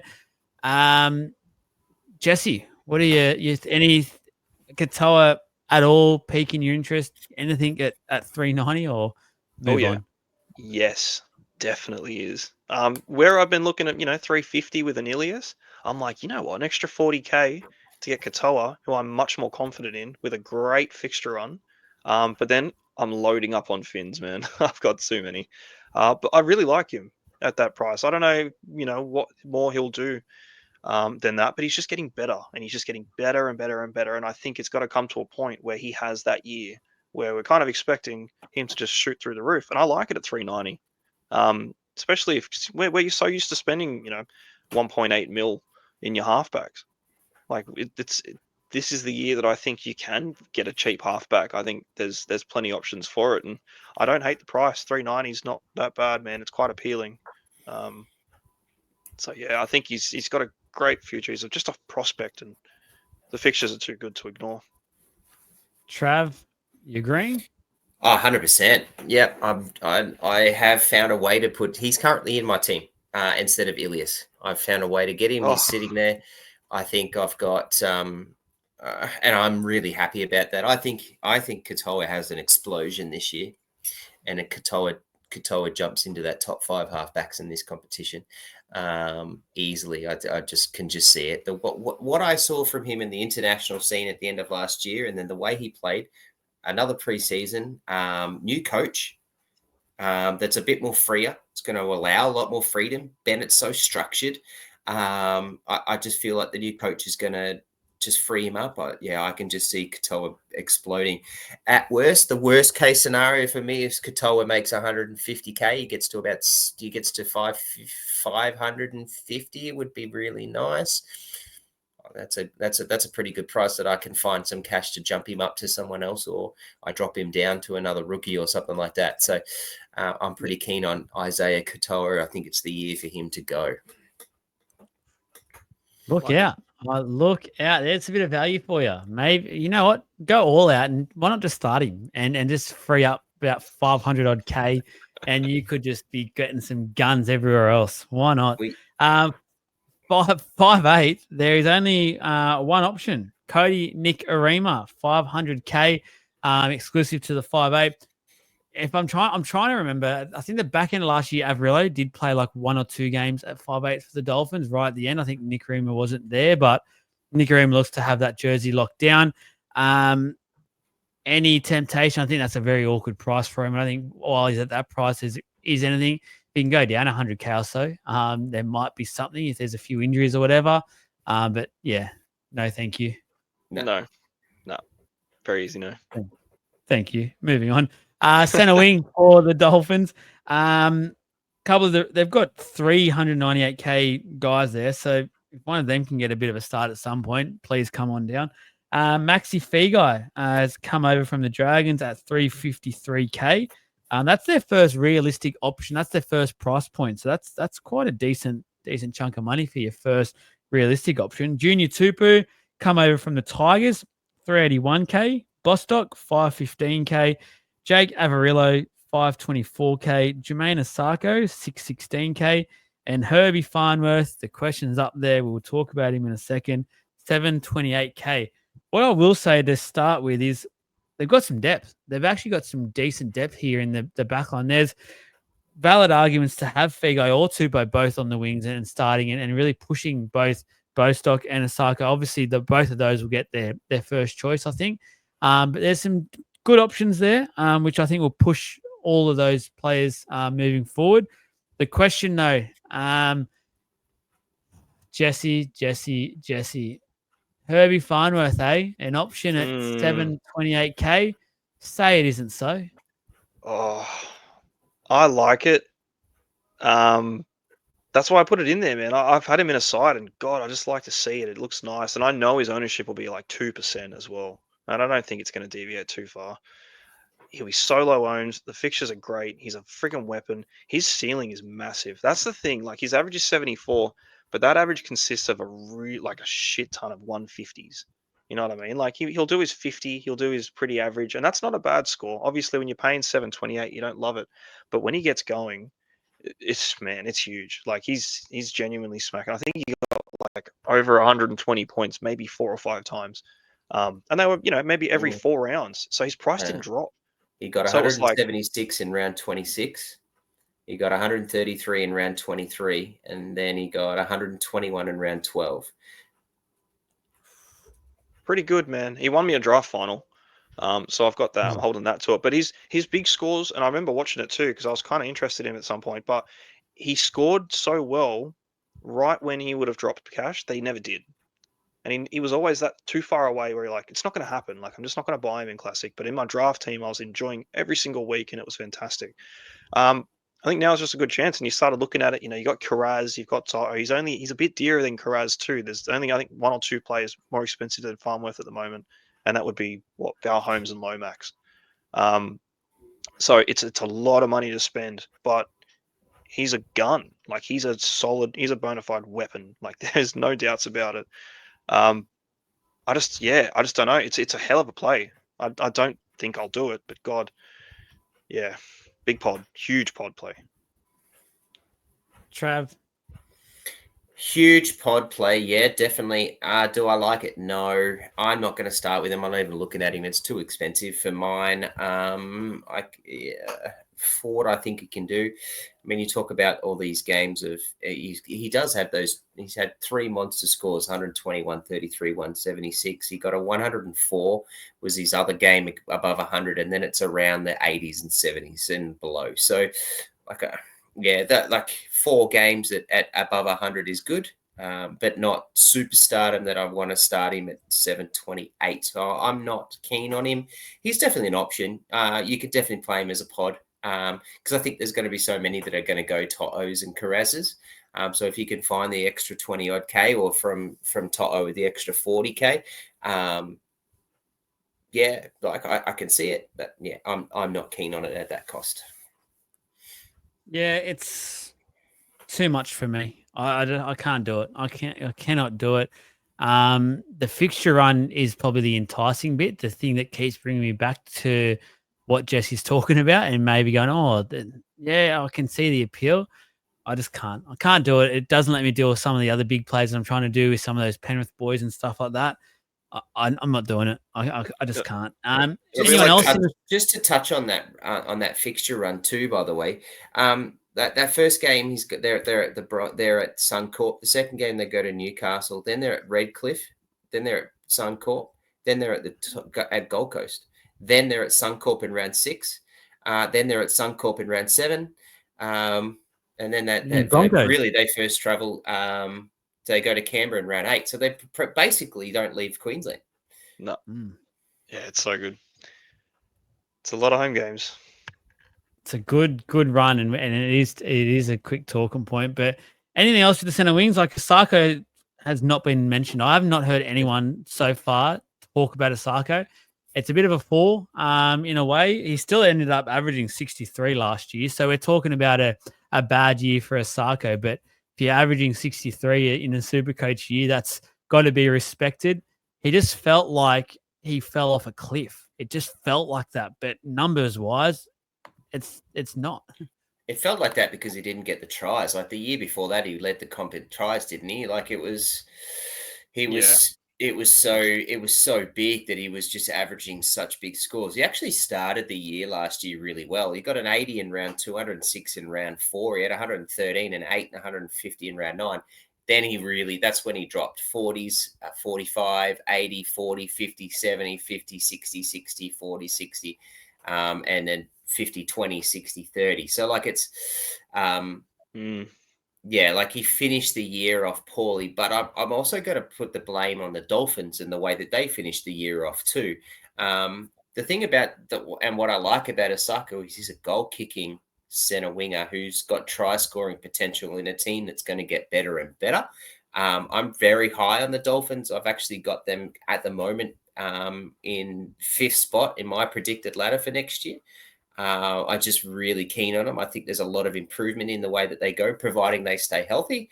And I can see a world where Jermaine Asako is in my team for at least half that year this season. I just won't start with him. Big. A couple of big bold predictions in there. The ladder prediction's massive. I couldn't believe it.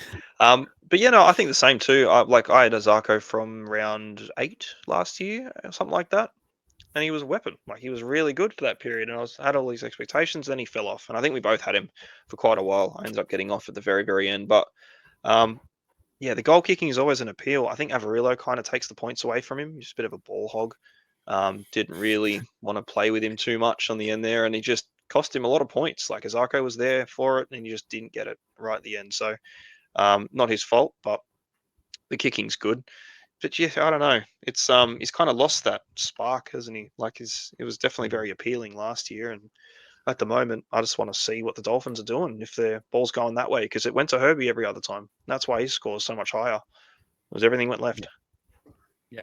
No, I'm happy with everything you both have said there. I really do appreciate your wisdom. I have nothing to say. I'll echo what you both have said. The fullbacks. So there's 2 options, but there's not really, unfortunately. There is only one this year for the Dolphins. Trey Fuller, unfortunately, the ACL injury. I think the grand final the week before that in Queensland Cup has ruled him out for pretty much the year. He won't be back, unfortunately. Huge blow for the Dolphins. He was a great depth player, and some, Trav included, believe he probably should have been the number 1 fullback choice for this season. The Hammer, though, he gets the spot, remains fit. He's the only fullback real option there, apart from if they decide to move Farnworth at some point. 653K. averaged 66.8 in last year. Where are we at? Is it hammer time once again? He loses the center wing duel, which is the big thing for the hammer. That was so nice to have. I love those center wings that play fullback. It's always handy. Not having that for mine, just pretty much for me, puts a big red, black, blue line, whatever you want to put through, has put through for me. Trav? No, it doesn't. I actually think Hammer's ready for a big year this year. I think there's a lot on his plate. I think there's a lot on riding on his reputation and what he can do. He still averaged 67 points last year for for the year that he had. He's got some monster scores in him. I think he's locked down that fullback spot now because he has to, because Trey Fuller's there. And you are right. I predict that, and I think that they're a better team with Trey Fuller at fullback and Hammer in the center. I love what I watch from Hammer in Origin playing the centers and the wings. So I think that would be better, but we're about to watch Hammer go and explode in the fullback realm. Am I going to start him? No. I've got other options I want to do. I like his price at $6.53 though. He's a very good pod play at a really good price for those who also believe that it's hammer time for 2025. Hammer time, baby. Jesse? Not for me. Had he had a center wing, more than likely, yes. I think I would have been very happy to have him in there, but not a fullback. And I think if I'm going to spend that sort of thing, I'd just go up a bit more, get a gun, or go down and get Pap. I just don't see where he fits. But you look like they've got the run for it. I just think there's better options realistically. But look, it won't surprise me if he's first week against the Rabbits, he scored 90 points, the Knights 100, and you're thinking, shit, how do I get Hamaso in before he goes up in price again? So, yeah, there is very valid arguments to have him in the side, but unfortunately, it'd be a center for me. Yeah. Sucks. Yeah. So his average isn't accounting for a game where he got a 4 in a game that he played 20 minutes because he got injured. And then that's when he set out for 5 rounds until round 11. He was averaging 85 up until round 6. So there's serious potential for him. Yeah, so did I. So I think there's serious potential for him. His price and his average also includes the lower end at the back end of the year when he went 50, 39, 46, 43, 34, but he was playing in the centers with Trey Fuller playing fullback. So I think there's some real big games in him ready to go. Yeah. And I just think I'm not starting him, but I'm not hating anyone that wants to put him there as a really good pod play. Yeah, for sure. If he does explode in the first few games, he's definitely going to be a good trading option. Yeah, he starts strong. That's the thing. And they've got the strongest start, really. They're not going anywhere. They're staying in Queensland. So, I expect really good scores out of him. It's just the thing, too. It's very hard to look past the gun top fullbacks because you always just want to go straight for the best ones. But, man, there's some good options if you spend, you save up, save some coin, get Hammer, get Pap, you know what I mean? I can't see anyone really going that direction. But we see it every time you start the year and you lose a shit ton of money because you've spent up on all the big guys and everyone else has sort of outperformed them. So you just save, spread the love, get Hammer, get a few others, and all of a sudden, you're miles away. And that's just going against the pack too, because it's going to be pretty heavy. And yeah, it's just, have you got the balls to do it? He's definitely got the ceiling for it. I mean, it's the last point. It's a perfect segue.